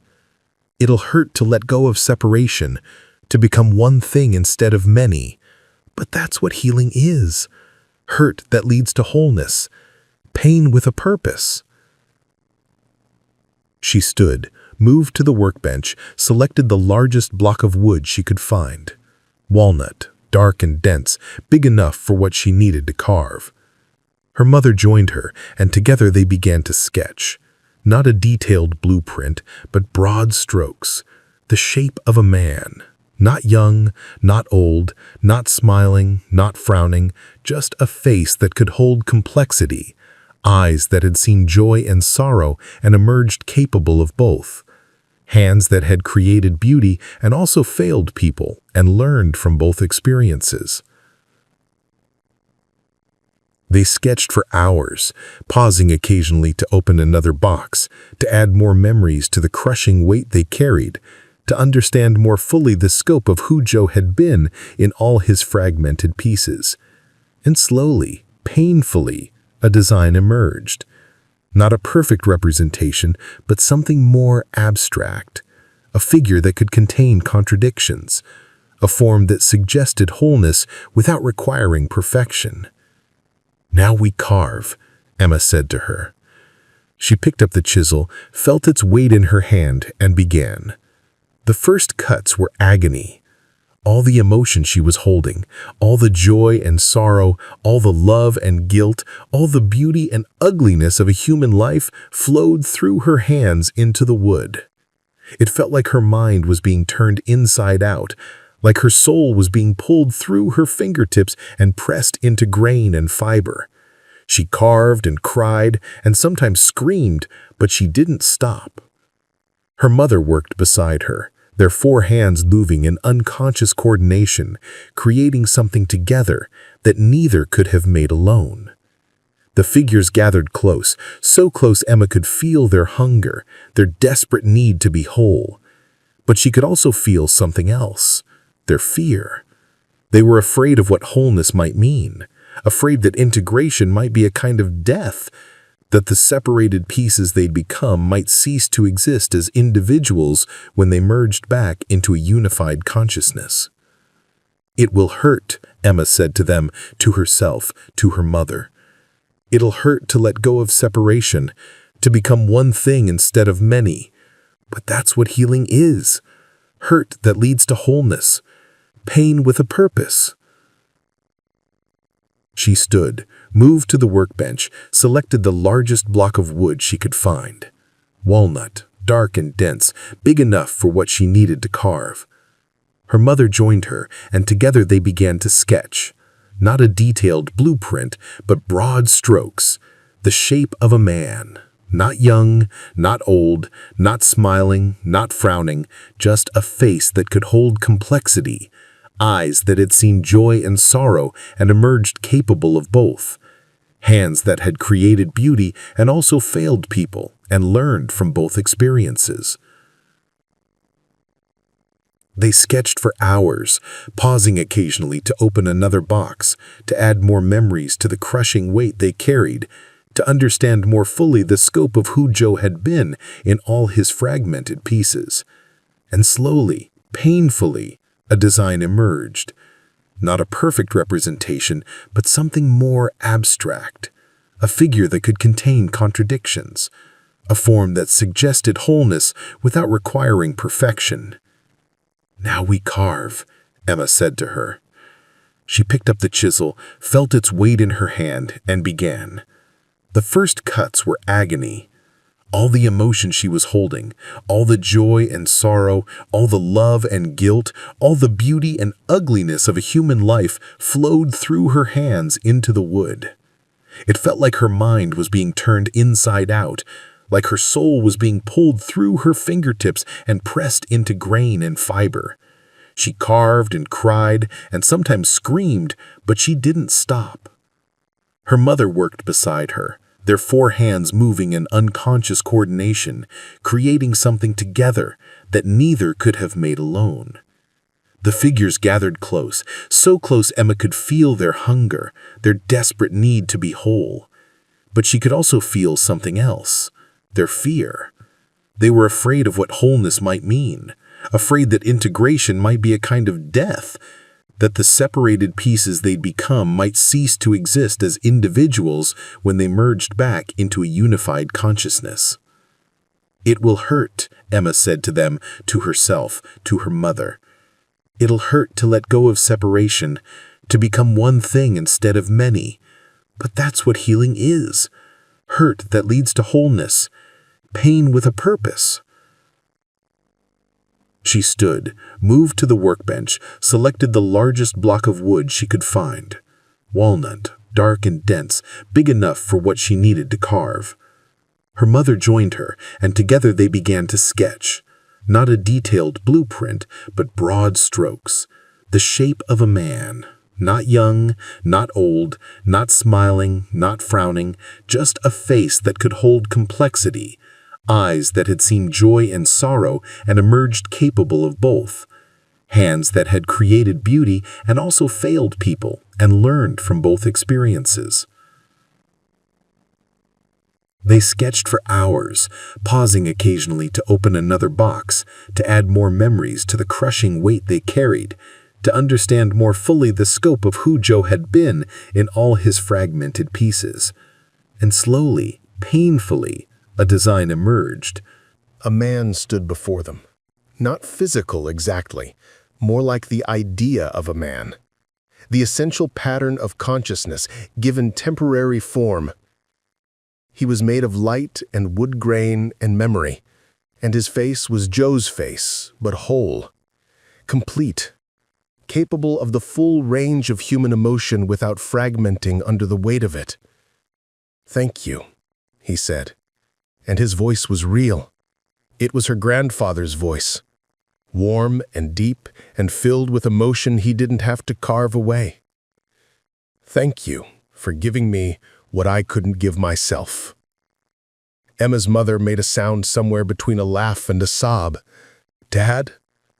Not quite. The figure smiled, sad and genuine. I'm not his ghost, not his consciousness trapped after death. I'm what he could have been, the integrated version. The man he was meant to become if he'd never started carving away his feelings. I'm the potential he denied himself, given form by your love and your sacrifice. Will you stay? Emma asked, though part of her already knew the answer. No. The figure's smile deepened. I'm not meant to exist permanently. I'm a moment of grace, a brief integration before I dissipate back into memory where I belong. But I'm leaving you something, a gift, since you gave me the gift of temporary wholeness. He gestured, and suddenly Emma could see the cellar not as it was, but as it had been. She could see her grandfather's 20 years of Sunday evenings, his desperate communions with carved memories, his slow hollowing out as he tried to separate what couldn't be separated. She could see the exact instant he decided to send Emma the key, hoping against hope that she'd be strong enough to do what he couldn't.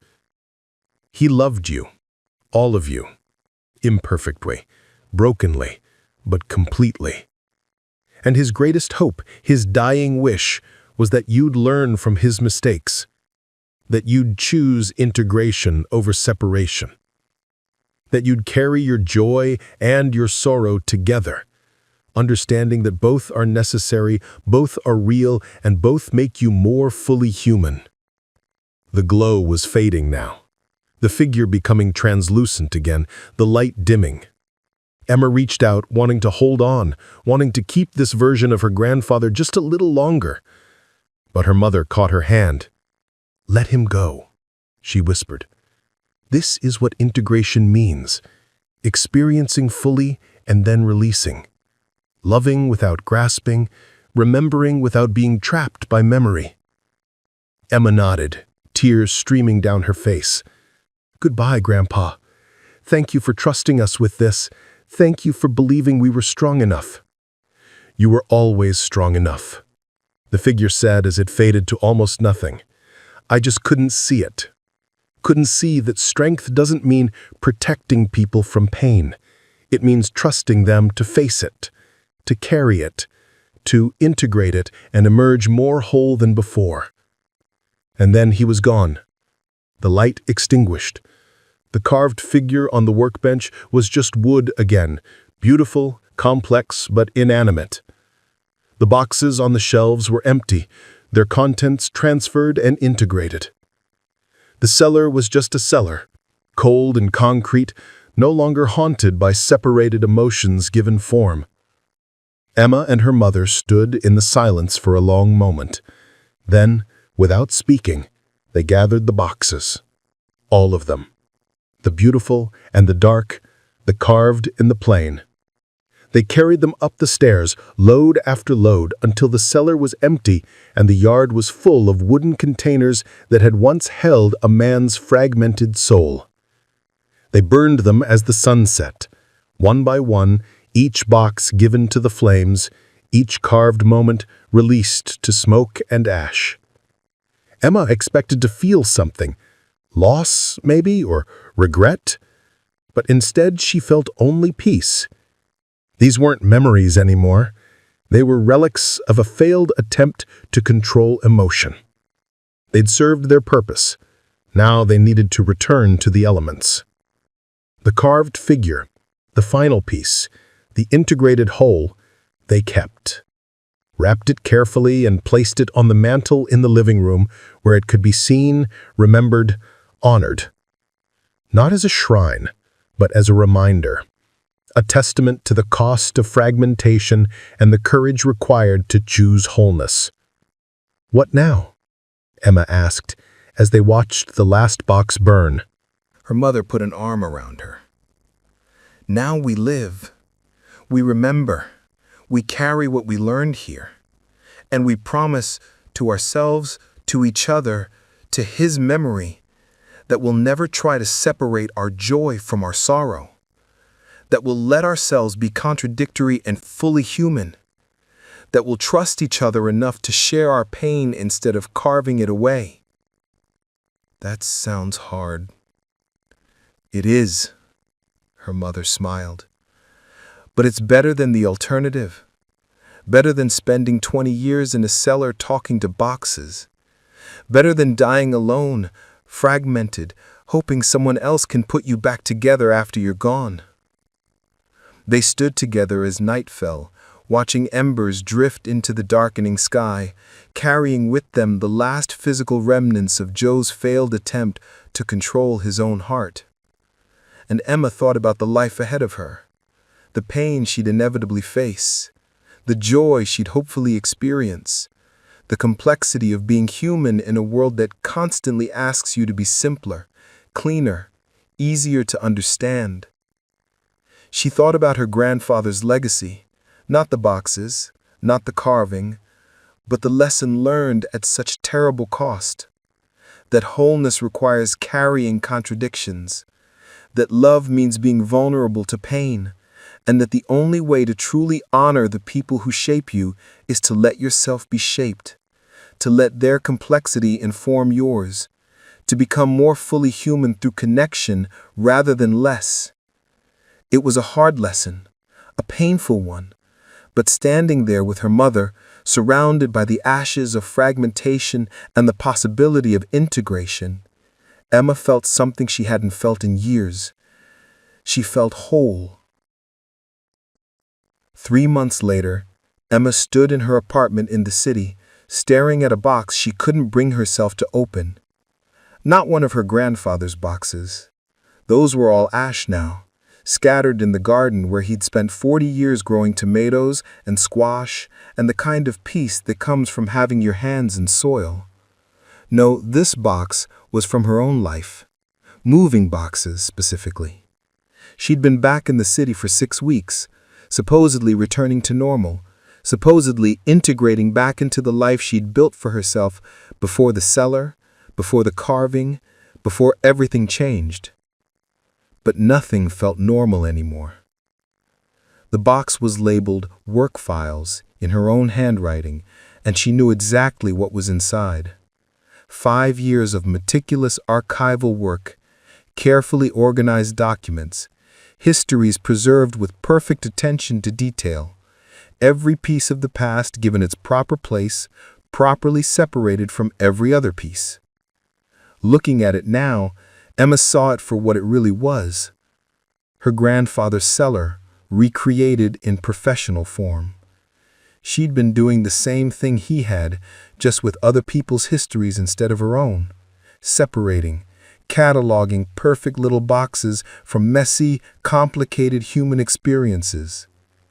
She thought she was being professional, objective, good at her job, but she'd really been hiding, keeping herself at a distance from the chaos and contradiction of actual human connection by organizing the sanitized remnants of other people's lives.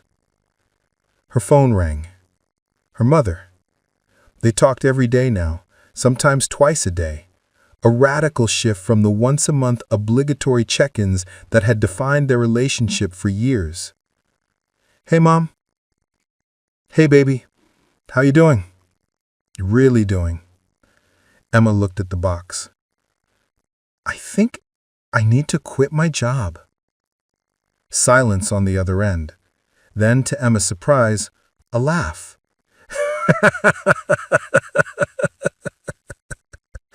"I was wondering when you'd realize that. What are you going to do instead?" "I don't know. Something that doesn't involve separating pieces of people's lives into neat categories. Something that lets me be present with complexity instead of organizing it away." "That sounds terrifying and healthy." Her mother's voice was warm, proud.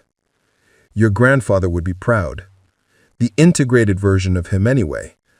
The separated version would probably tell you to be practical and keep the stable job." Emma smiled despite herself. They'd gotten better at this, talking about Joe as a whole person, acknowledging his failures alongside his love, holding space for the complexity without needing to resolve it into something simpler. It was uncomfortable sometimes. It meant sitting with contradictions that didn't have neat answers, but it was also freeing in a way Emma was still learning to appreciate. "How's the house?" Emma asked, changing the subject because she wasn't quite ready to commit to upending her entire life, even if she knew it was coming. "Sold." Her mother's voice held sadness and relief. "Final papers signed yesterday. The new owners are a young family, 3 kids. They asked about the garden, whether I had any advice for maintaining it. I told them about the tomatoes, about how your grandfather always planted marigolds alongside them to keep the pests away. I didn't tell them about the cellar." Sealed it. Hired contractors to pour new concrete, make it just a regular foundation. No door, no stairs, no space for secrets to grow. The new family won't even know it was there. She paused. Is that wrong? Should I have told them? Emma thought about it. No. Some histories don't need to be passed on. Some ghosts can be released. We learned what we needed to learn. We don't have to make it everyone's story. When did you get so wise? When I spent a day experiencing the full emotional spectrum of a man's life and nearly died from the intensity of it. Tends to give you perspective. They talked for another hour, the easy conversation of people who'd been through something impossible together and emerged with their connection deepened rather than fractured. Her mother told her about the grief counseling she'd started, about the journal she was keeping where she let herself write contradictory things without trying to reconcile them. Emma told her about the dreams she'd been having. Not nightmares exactly, but vivid scenes where she was carving emotions into wood and then smashing the carvings before they could harden, releasing the feelings back into herself where they belonged. After they hung up, Emma approached the box again. Work files. She picked up a marker, crossed out the label, and wrote something new. Past versions of myself who thought organizing meant understanding. She didn't open it. It didn't need to. The files inside would still be there if she ever wanted them, but they didn't define her anymore. She was allowing herself to be messier now, more complicated, more present with uncertainty. The carved figure, the integrated Joe, sat on her bookshelf. She'd brought it back to the city with her mother's blessing, this physical reminder of what they'd accomplished and what they'd learned. Sometimes Emma would catch herself talking to it, not because she believed her grandfather's consciousness lived in the wood, but because articulating thoughts to the representation of wholeness helped her process her own fragmentation. "I'm scared," she told it now, standing in her apartment with the evening light making long shadows across the floor. "I know what I need to do. Quit the job, move somewhere I can breathe, start over in a way that honors what we learned. But I'm scared of losing the structure. Scared that without all my careful organization, I'll just be chaos. Scared that I've spent so long hiding from complexity that I don't actually know how to live with it." The carved figure didn't answer. Didn't need to. Emma knew what the integrated version of her grandfather would say, because she'd felt his consciousness briefly, had experienced his final understanding. He'd say that fear of chaos was why he started carving in the first place, that the need for control, for separation, for neat categories came from the terror of sitting with uncertainty, and that real courage wasn't eliminating the fear, but acting despite it, choosing wholeness even when fragmentation felt safer. Emma pulled out her laptop, opened her email, started typing a resignation letter that was honest in ways her professional correspondence had never been before. "I'm leaving because I've realized I've been using this work to hide from life, because I've been treating history like a puzzle to be solved rather than a complex, contradictory truth to be honored. Because I need to learn how to be present with uncertainty, and I can't do that while organizing other people's pasts to avoid facing my own present." She didn't send it yet, but she saved it. Progress, not perfection. That was another thing she was learning, that integration didn't happen all at once, that healing was a process of small choices made over time, that you didn't have to get everything right immediately as long as you kept moving in the direction of wholeness.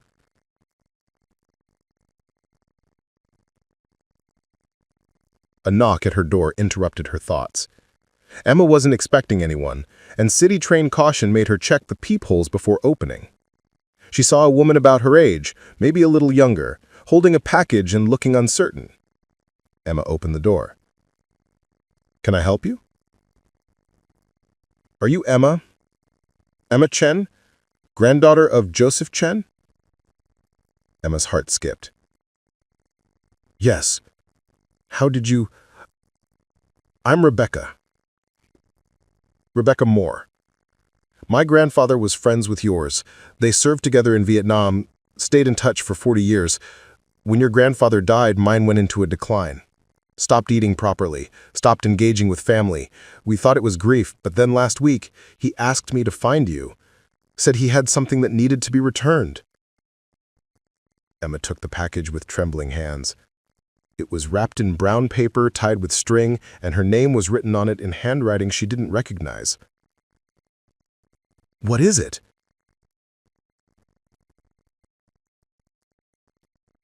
"I don't know. Grandpa Pete wouldn't tell me. Just said your grandfather gave it to him for safekeeping years ago, made him promise to return it only after certain conditions were met. I guess those conditions have been met, whatever they were." Emma invited Rebecca in, offered coffee, but the woman declined. "I should get back. Grandpa Pete's not doing well. But he said if you have questions, I should tell you where to find him. He'd like to talk to you about your grandfather, about who Joe was before whatever happened to him happened. Before he started carving away his emotions, before he fragmented, before he became the broken version of himself that was all Emma and her mother had ever known." Rebecca left her number and an address for a nursing home across the city. Emma closed the door and stood in her living room holding the package, feeling the weight of it physically and symbolically. Another piece of a grandfather's story. Another opportunity to understand him more fully, but also another potential burden, another secret, another box, literal or metaphorical, to open. For a moment, the old Emma, the pre-Cellar Emma, wanted to put it aside, file it away, deal with it later when she is more prepared, more organized, more in control. But the new Emma, the one who'd experienced the cost of fragmentation firsthand, knew that later was just another way of carving away uncomfortable truths. That preparation was sometimes just procrastination. That control was often just fear wearing a more respectable mask. She opened the package. Inside was a journal. Old, leather-bound, pages yellowed with age, and a note on top, written in her grandfather's handwriting from decades ago, before the tremor of age had made his letters shake. "To whoever opens this after I'm gone, this is who I was before I started hiding, before I thought I could control pain by separating it from joy, before I made the worst mistake of my life. Read it. Learn from it. Don't make my mistakes. Choose wholeness, even when fragmentation feels safer. Especially then. Love, Joe." Emma sat down on her couch, the carved figure in her peripheral vision, and opened the journal to the first page. January 15th, 1968. Catherine is pregnant. We found out this morning. I've never been so terrified and so happy at the same time. Feels like my heart might explode from holding both feelings. Pete says this is what being human means, carrying contradictions. I believe him. Right now, I believe I can hold anything. Emma read, page after page, year after year, watching her grandfather's life unfold in words written before he'd learned to carve feelings into wood. She saw him young and whole, fully present with his joy and his fear, his love and his anger, his pride and his shame. She saw him struggle with fatherhood, with marriage, with the memories of war that woke him screaming in the night. She saw him hold it all, carry it all, remain integrated even under enormous pressure. And then she saw the moment he broke. June 20th, 1971. Catherine is gone. 3 days now. I keep waiting for the pain to lessen, but it doesn't. It just keeps coming in waves, drowning me, and I can't breathe between them. Pete brought me to his woodworking shop today, said making something might help. I carved a box, small thing, cherry wood. And while I carved, I thought about Catherine, thought about our wedding dance, and something strange happened. The memory transferred into the wood. I could feel it leaving my mind, settling into the grain. When I finished the box, I couldn't remember the dance clearly anymore. Couldn't feel the joy of its loss, but I also couldn't feel the pain of its loss. I felt empty, clear. For the first time since she died, I could breathe. Emma's hands shook as she turned the page. June 21st, 1971. I carved another box today. The memory of Catherine's laugh. And then another, her smile. Each time I feel lighter, emptier.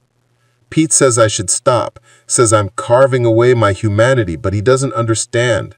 This is the only thing that helps. This is the only way I can survive. The journal continued for another year, entries becoming shorter, more mechanical, as Joe carved away piece after piece of himself. And then it stopped. The last entry, dated exactly 1 year after Catherine's death, was different. June 20th, 1972. I've become something I don't recognize. Pete won't talk to me anymore, says I'm a ghost, says I've carved away everything that made me human and left only the husk. He's right, but I can't stop, won't stop. If I stop carving, I have to feel everything I've carved away, and I don't think I'd survive it. So I'll keep carving. I'll keep separating. I'll keep organizing my heart into neat boxes, and maybe someday someone will find this journal and understand what I gave up, what I lost in the process of trying not to lose anything. If you're reading this, unnamed future person, learn from my mistake. Don't start carving. The first cut is the one that dooms you. The relief is so intense, so immediate that you'll want to do it again and again, until there's nothing left of you but the boxes, until you're more artifact than person. Don't start. Please, just don't start. Emma closed the journal, sat in silence as the room darkened around her. Outside her window, the city hummed with its evening rhythms, cars and conversations, and the complex symphony of people living their complicated lives without trying to organize the chaos into something more manageable.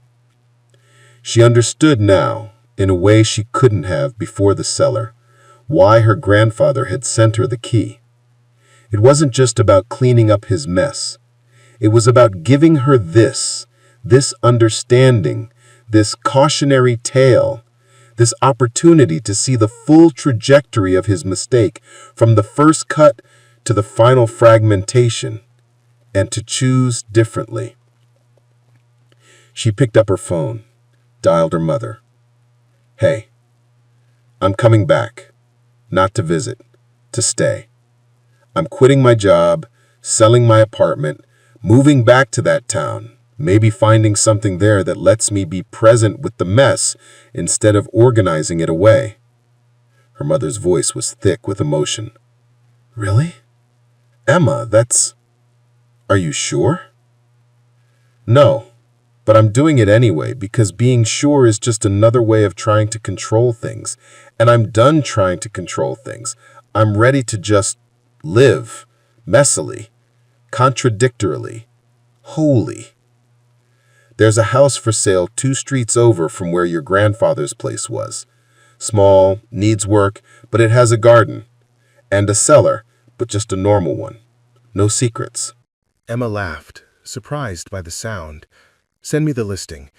And Mom, thank you for going through all of that with me, for not letting me face it alone. That's what integration means, baby. We carry the weight together. we don't separate ourselves from each other any more than we separate our joy from our sorrow.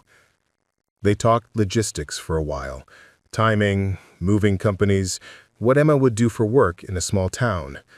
But underneath the practical conversation was something deeper, a recognition that they'd both been changed by what happened in that cellar, that they'd both chosen, actively and consciously, to live differently because of it, to honor her grandfather's failed attempt at control by refusing to control their own emotions, to honor his fragmentation by choosing wholeness.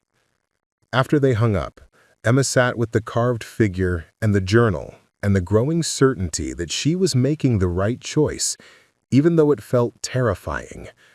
She thought about Rebecca's grandfather, Pete, the friend who'd watched Joe fragment and couldn't stop it. She thought about visiting him, hearing his stories about the integrated version of her grandfather, the whole person who'd existed before the first carving. She thought about the life ahead of her, uncertain, unorganized, full of contradictions she wouldn't try to resolve.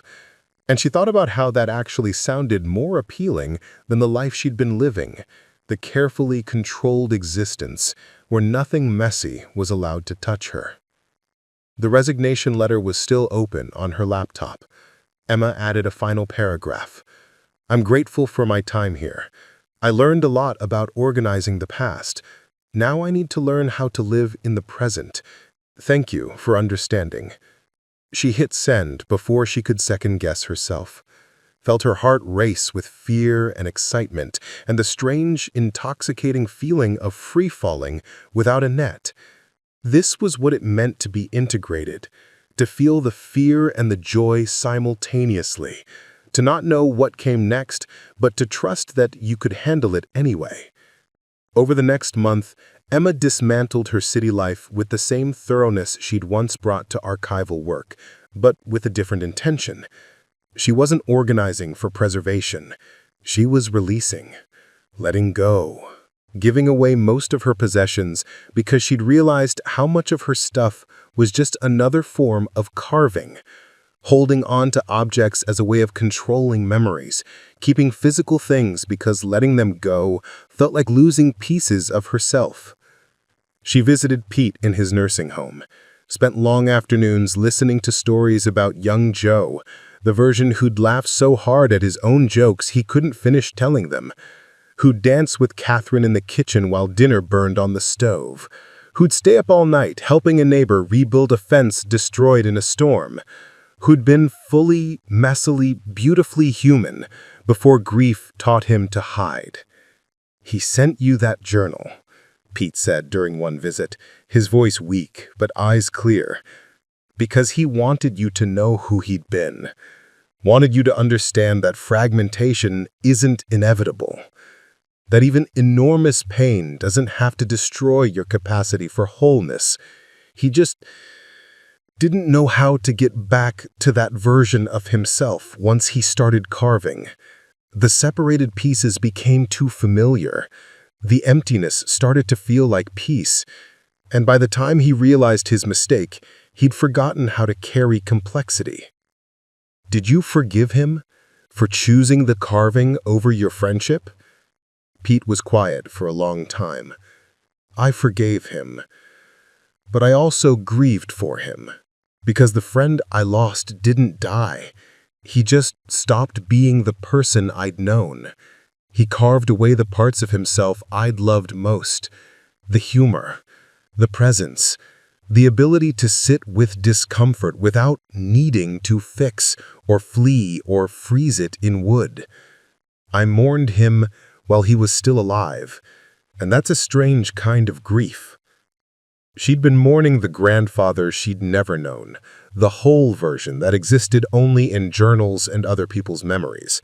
But she'd also been mourning the grandmother she'd never met, the uncle who'd pulled away, the mother who'd learned to carefully control her emotions because her father couldn't control his. All the ways fragmentation rippled through families, all the ways one person's choice to separate their emotions created separation between people. All the ways hiding from pain just passed that pain down in more destructive forms. Pete smiled. That's all he wanted. For someone in his family to learn what he couldn't. To break the cycle. You're giving him that gift, even though he's not here to see it. On the day Emma left the city, she stood in her empty apartment one last time. The carved figure was wrapped carefully in her car. The journal was packed in a box marked Essential, open first. Everything else she owned fit in a small moving truck. She'd liquidated the archive of her carefully controlled life, and what remained could be carried with two hands. She felt lighter than she had in years.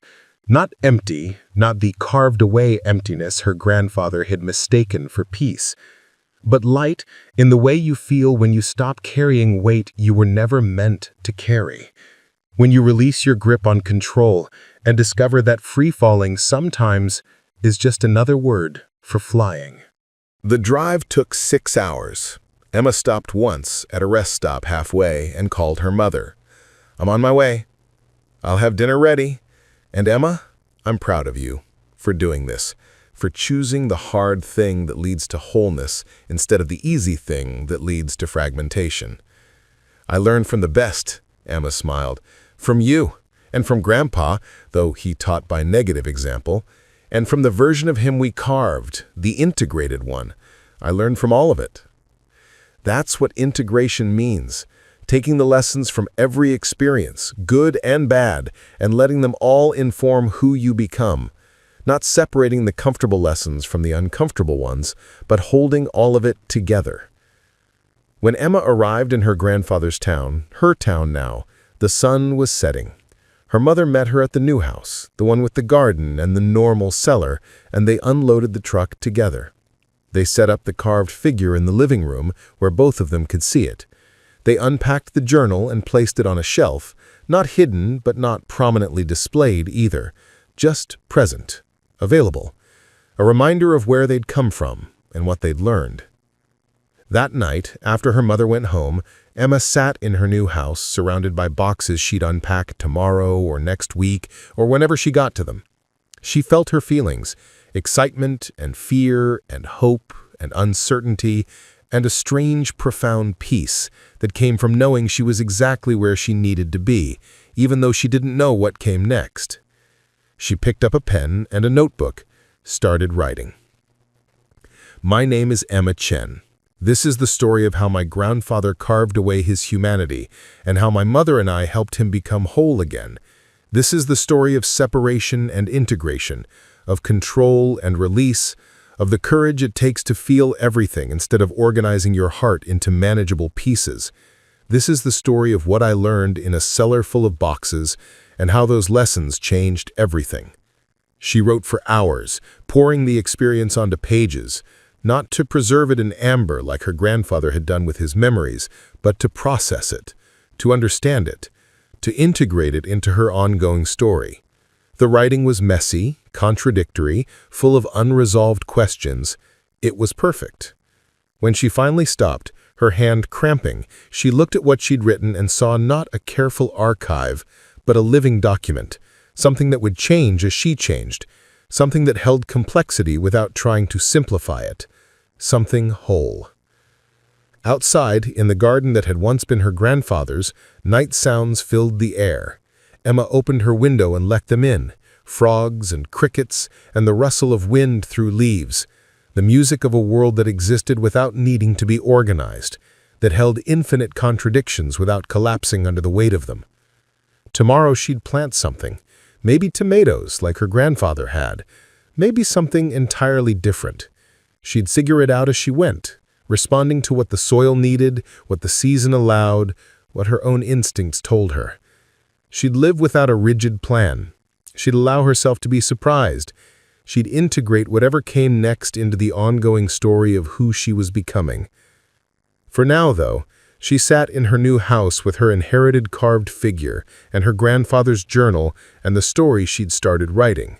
She sat with all the complexity of her life, all the joy and sorrow and fear and hope and uncertainty and peace. She sat with it all together, not trying to separate or control or organize it into something more manageable. She sat with wholeness, and it felt like coming home. 5 years later, Emma stood in the garden on a morning that felt like every good morning from her childhood compressed into a single moment. The tomatoes were heavy on their vines, so ripe they seemed to glow in the early light. Marigolds bloomed in cheerful orange clusters between the rows, doing their work of keeping pests away, just as her grandfather had taught her. Her hands were dirty, nails packed with soil, and she'd never felt more at peace. "Mom, the big one's ready," a voice called from near the shed.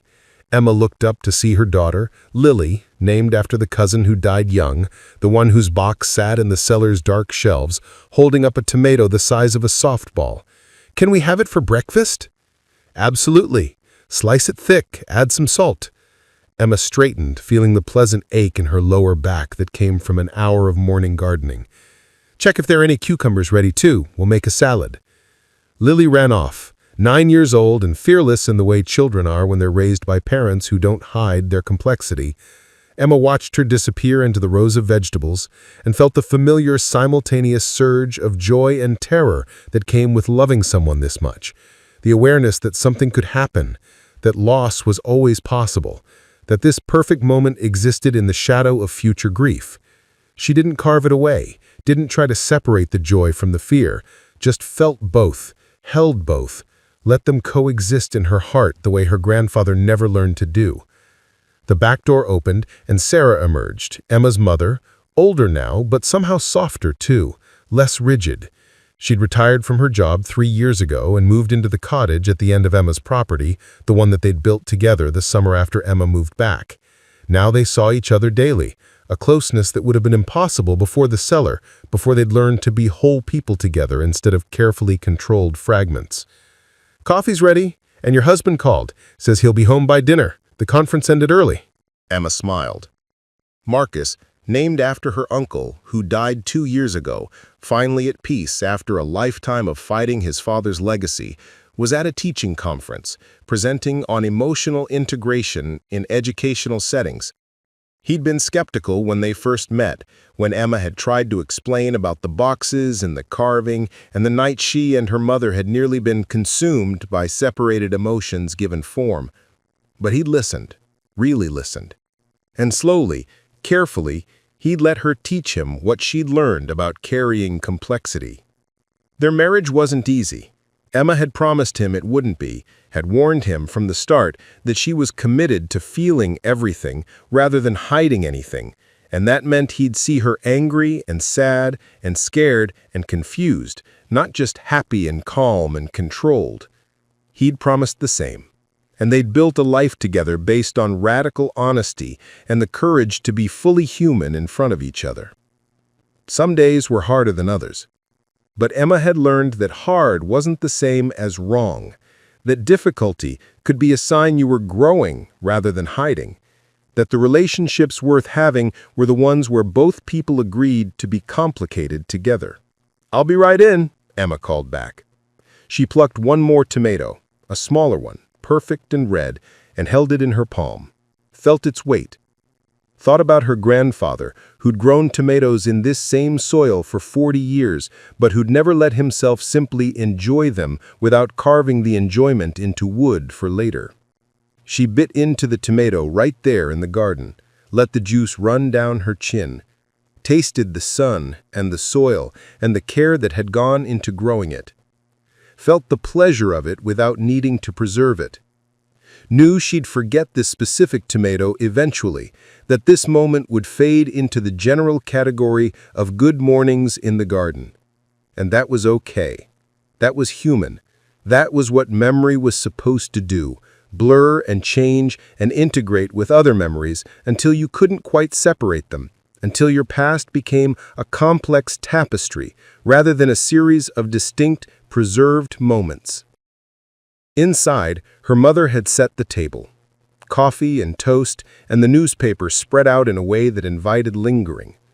They'd gotten into the habit of these slow mornings, neither of them rushing off to jobs that required them to fragment themselves into professional personas anymore. Emma worked from home now, doing freelance consulting for archives and museums, helping them think about how to present history as complex and contradictory, rather than simplified and resolved. It didn't pay as much as her old job, but it fed her soul in ways organizational work never had.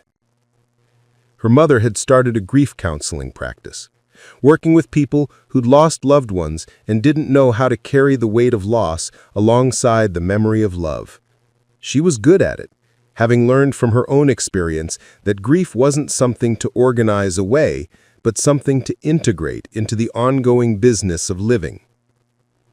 They sat together, 3 generations of women who'd all been shaped by Joe's mistakes and by the courage it took to correct them. Lily chatted about school, about the friend who was moving away, about how sad she was, but also how glad she was they'd been friends, even knowing it would end. She was already learning to hold contradictions, this child of integration, already understanding that love and loss were inseparable, that joy was more precious because it was temporary. "Grandma, tell the story," Lily said suddenly, the way she did at least once a week. "About the boxes and the cellar and how you and Mom saved Great-Grandpa Joe." Sarah looked at Emma. They'd agreed from the start to tell Lily the truth, age-appropriately, rather than creating more secrets. But it was always a negotiation how much to share, how to honor the complexity without traumatizing a child. "Which part do you want to hear?" Sarah asked. "The part about the carving, how you made him whole again." Emma took a breath. "Your great-grandfather made a mistake, a big one. When someone he loved died, he hurt so much that he tried to separate his sad feelings from his happy ones. He thought if he could just keep the happiness and get rid of the sadness, he'd be okay. But people don't work that way. You can't separate your feelings without separating yourself. So he ended up broken into pieces. And you put him back together." Lily's eyes were wide, taking it in the way children do, as both fairy tale and truth. "We tried. Your grandma and I, we experienced all of his feelings, all the happy ones and the sad ones, and we carved a version of him that could hold both at the same time. We gave him the integration he'd never given himself." "Did it work?" Emma looked at the carved figure in the living room, visible through the doorway. It sat on a shelf now, surrounded by family photos and Lily's artwork and the organized chaos of a house where people actually lived. In a way, it didn't bring him back. He was already gone. But it taught us how to live. It taught us that you have to feel everything, the good and the bad together, or you end up like a box with only half the story inside. Lily nodded, absorbing this. Then, with the quick subject changes of childhood, she was talking about something else, about the drawing she wanted to make, about whether they could get a dog. Emma and her mother exchanged a glance over her head, the wordless communication of people who'd been through impossible things together and emerged with their bonds strengthened rather than broken. After breakfast, Emma walked her mother back to the cottage. The path between their houses was worn smooth from daily use, lined with flowers Sarah had planted and rocks Lily had arranged in patterns that changed weekly. It was evidence of presence, of people being here, in this place, in their lives, rather than hiding from them. "I had a dream about him last night," Sarah said as they walked. "Not the fragmented version, the whole one, the one we carved. He was in the garden, hands full of tomatoes, smiling. He said thank you for finishing what he started. Do you think it was really him? Or just my subconscious processing?" Emma considered. "Does it matter? Either way, it's a message worth receiving. Either he's at peace because we integrated him, or you're at peace because you've integrated what he taught you. Both feel true." "You sound like your therapist." I learned from the best. Emma bumped her mother's shoulder affectionately. They'd both been in therapy since the cellar, working through the trauma of experiencing that much emotion at once, learning to integrate their own lives as thoroughly as they'd integrated her grandfather's memory. It was ongoing work, and would probably always be ongoing, but that was okay. Healing wasn't a destination. It was a practice. At the cottage door, Sarah turned. Rebecca called yesterday. Pete died. Peacefully, in his sleep. She wanted us to know. Emma felt the news settle in her chest. Grief and gratitude mixed together. Pete, who tried to save her grandfather and failed. Who carried the weight of watching his friend fragment and being unable to stop it. Who preserved Joe's journal so that someday someone would understand who he'd been before the carving. I should send flowers right to Rebecca. I already did. In both our names. I hope that's okay. It's perfect. Emma hugged her mother, felt the solid reality of her, the wholeness they'd both fought for and won. Thank you for always knowing what needs to be done. Thank you for being brave enough to do what needed to be done, even when I wasn't. Sarah pulled back, hands on Emma's shoulders. I mean it. If you hadn't pushed to open those boxes, if you hadn't been willing to face all that pain, I'd still be hiding. Still teaching you to hide. The courage came from you. It came from both of us. That's what integration means. Recognizing that strength doesn't live in one person, it lives in connection. They stood together in the morning light, two women who descended into a cellar full of separated emotions and emerged with the knowledge that wholeness required community, that you couldn't integrate alone, that healing happened in the space between people, in the willingness to be seen in all your complexity and to see others in theirs. The afternoon found Emma in her office, a converted bedroom with windows overlooking the garden. She was working on a proposal for a new exhibit at a museum 3 states away, one that would explore how families carry trauma across generations and how that trauma can be interrupted, transformed, integrated. They wanted her perspective, having read articles she'd written about emotional inheritance and the courage of facing difficult histories. She'd become something of an expert. Not through traditional academic channels, but through lived experience and the willingness to speak honestly about it. She gave talks sometimes at libraries and community centers about her grandfather's story and what it taught her about the danger of trying to separate difficult emotions from comfortable. These small exchanges, honest and immediate, were their practice of integration. Not grand gestures, but daily choices to share rather than hide, to be present rather than distant, to let their lives be messy and real rather than carefully controlled. As evening approached, Emma found herself drawn to the garden again. Lily was there, having set up an elaborate play scenario with her toys among the vegetable rows.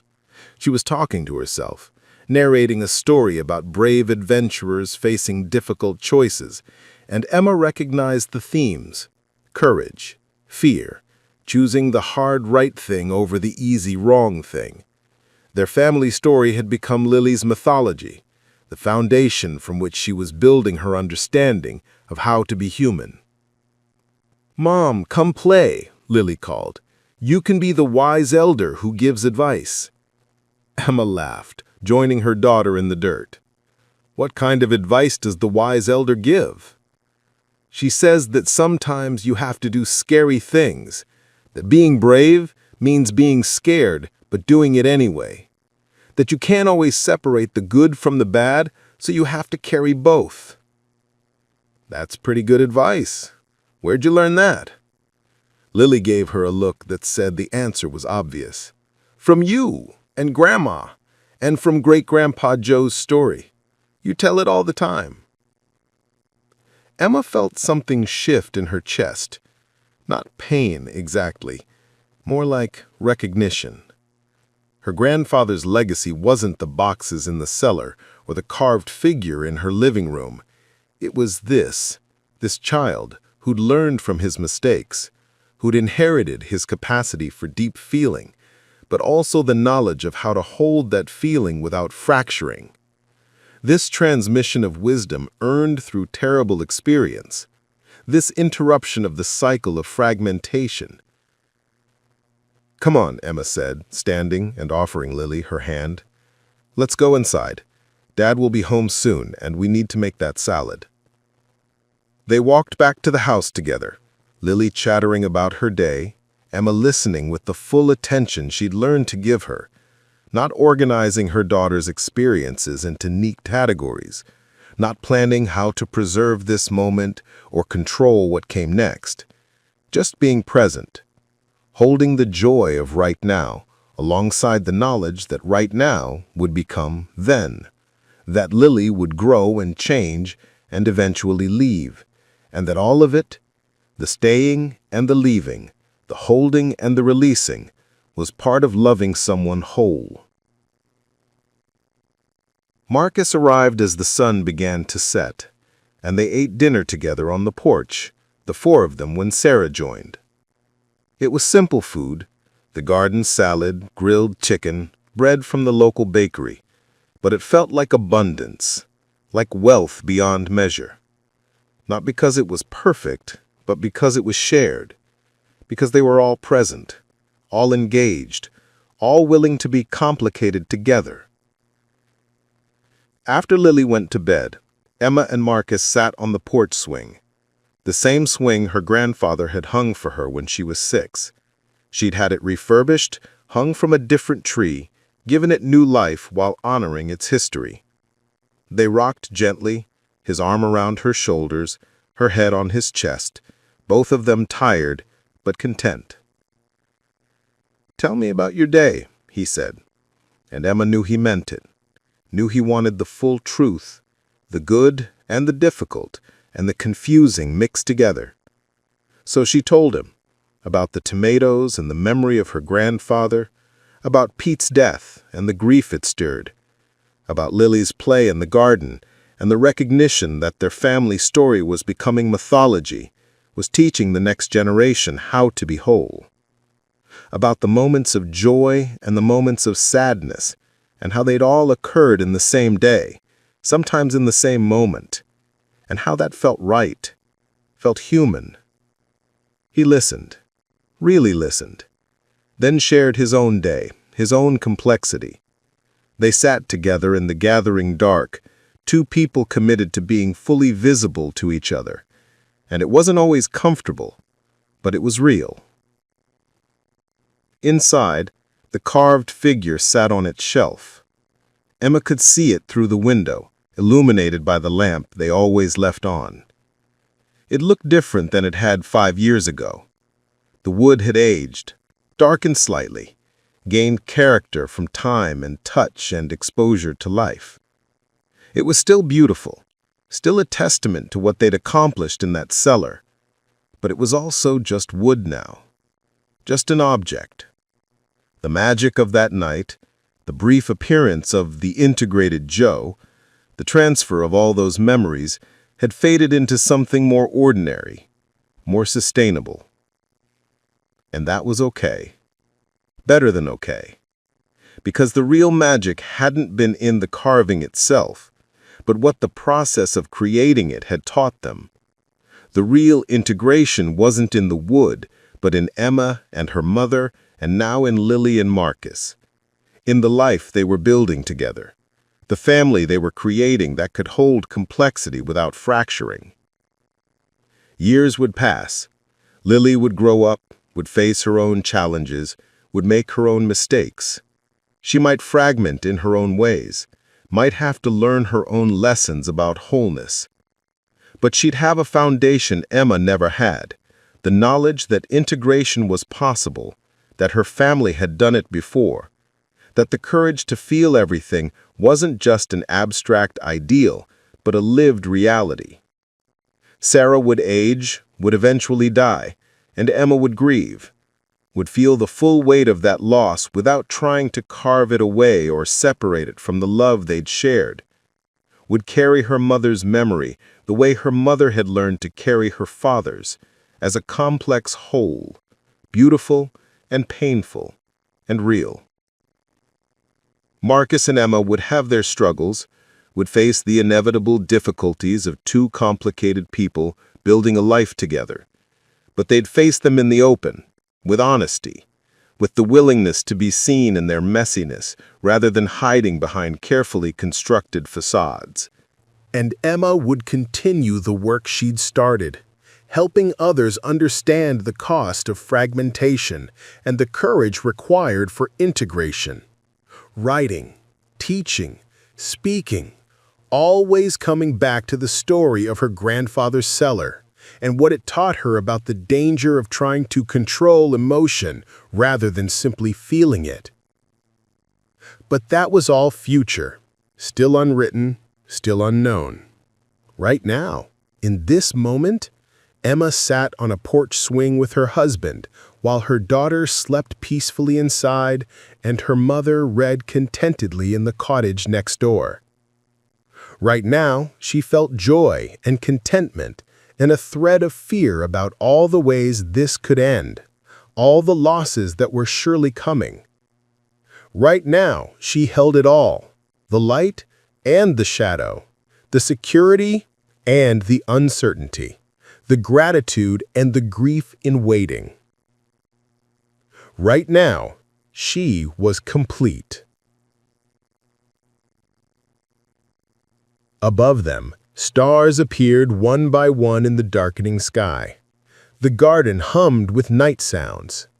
Somewhere in the distance, a train whistle called out its lonely note. The world continued its ancient rhythms, indifferent to human drama, containing more complexity than any one person could ever fully understand. And Emma, granddaughter of a man who'd tried to control that complexity by carving it into manageable pieces, sat in the flow of it, let it wash over her and through her without trying to dam it or redirect it or organize it into something more comprehensible. She sat in the uncertainty and the beauty and the terror and the peace of being alive, of loving people, of knowing that everything ends, but choosing to be present anyway.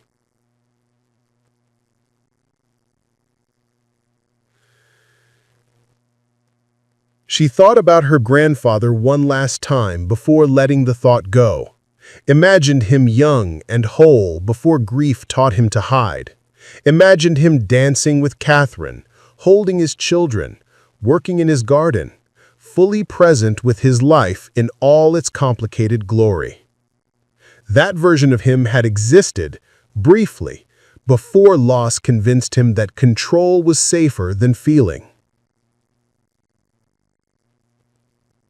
And then she thought about the version they'd carved, the integrated Joe, appearing for one perfect moment in the cellar before dissipating back into memory where he belonged. He'd said thank you. Whether it was really him or just a projection of their own exhausted minds, the gratitude was real, the recognition was real, the understanding that they'd given him something he'd never managed to give himself. They'd given him wholeness, even if only briefly, even if only symbolically, and, in doing so, they'd learned to give it to themselves. That was the real legacy, not the carved figure or the destroyed boxes or the story itself, but the lived understanding that humans weren't meant to be organized into neat categories, that the only way to be fully alive was to be fully present with all of it, the joy and the sorrow, the love and the fear, the certainty and the doubt. That integration wasn't the absence of difficulty, but the courage to carry difficulty alongside everything else. Emma squeezed Marcus's hand. He squeezed back. No words necessary, just presence. Just two people choosing to be complicated together, choosing to be whole. Inside, the carved figure stood as a silent witness. Outside, the night deepened. And between them, in that space where darkness met light, where certainty met mystery, where the past informed the present without controlling it, Emma lived. Fully. Messily. Completely. Exactly as her grandfather never learned to do, but had desperately hoped someone else would. She lived. And it was enough. Thank you so much for sticking with this story all the way to the end. If it moved you or made you think, please take a moment to like, share, and subscribe. It really helps the channel grow and allows me to create more stories like this. Drop a comment below and let me know what you thought about Emma's journey.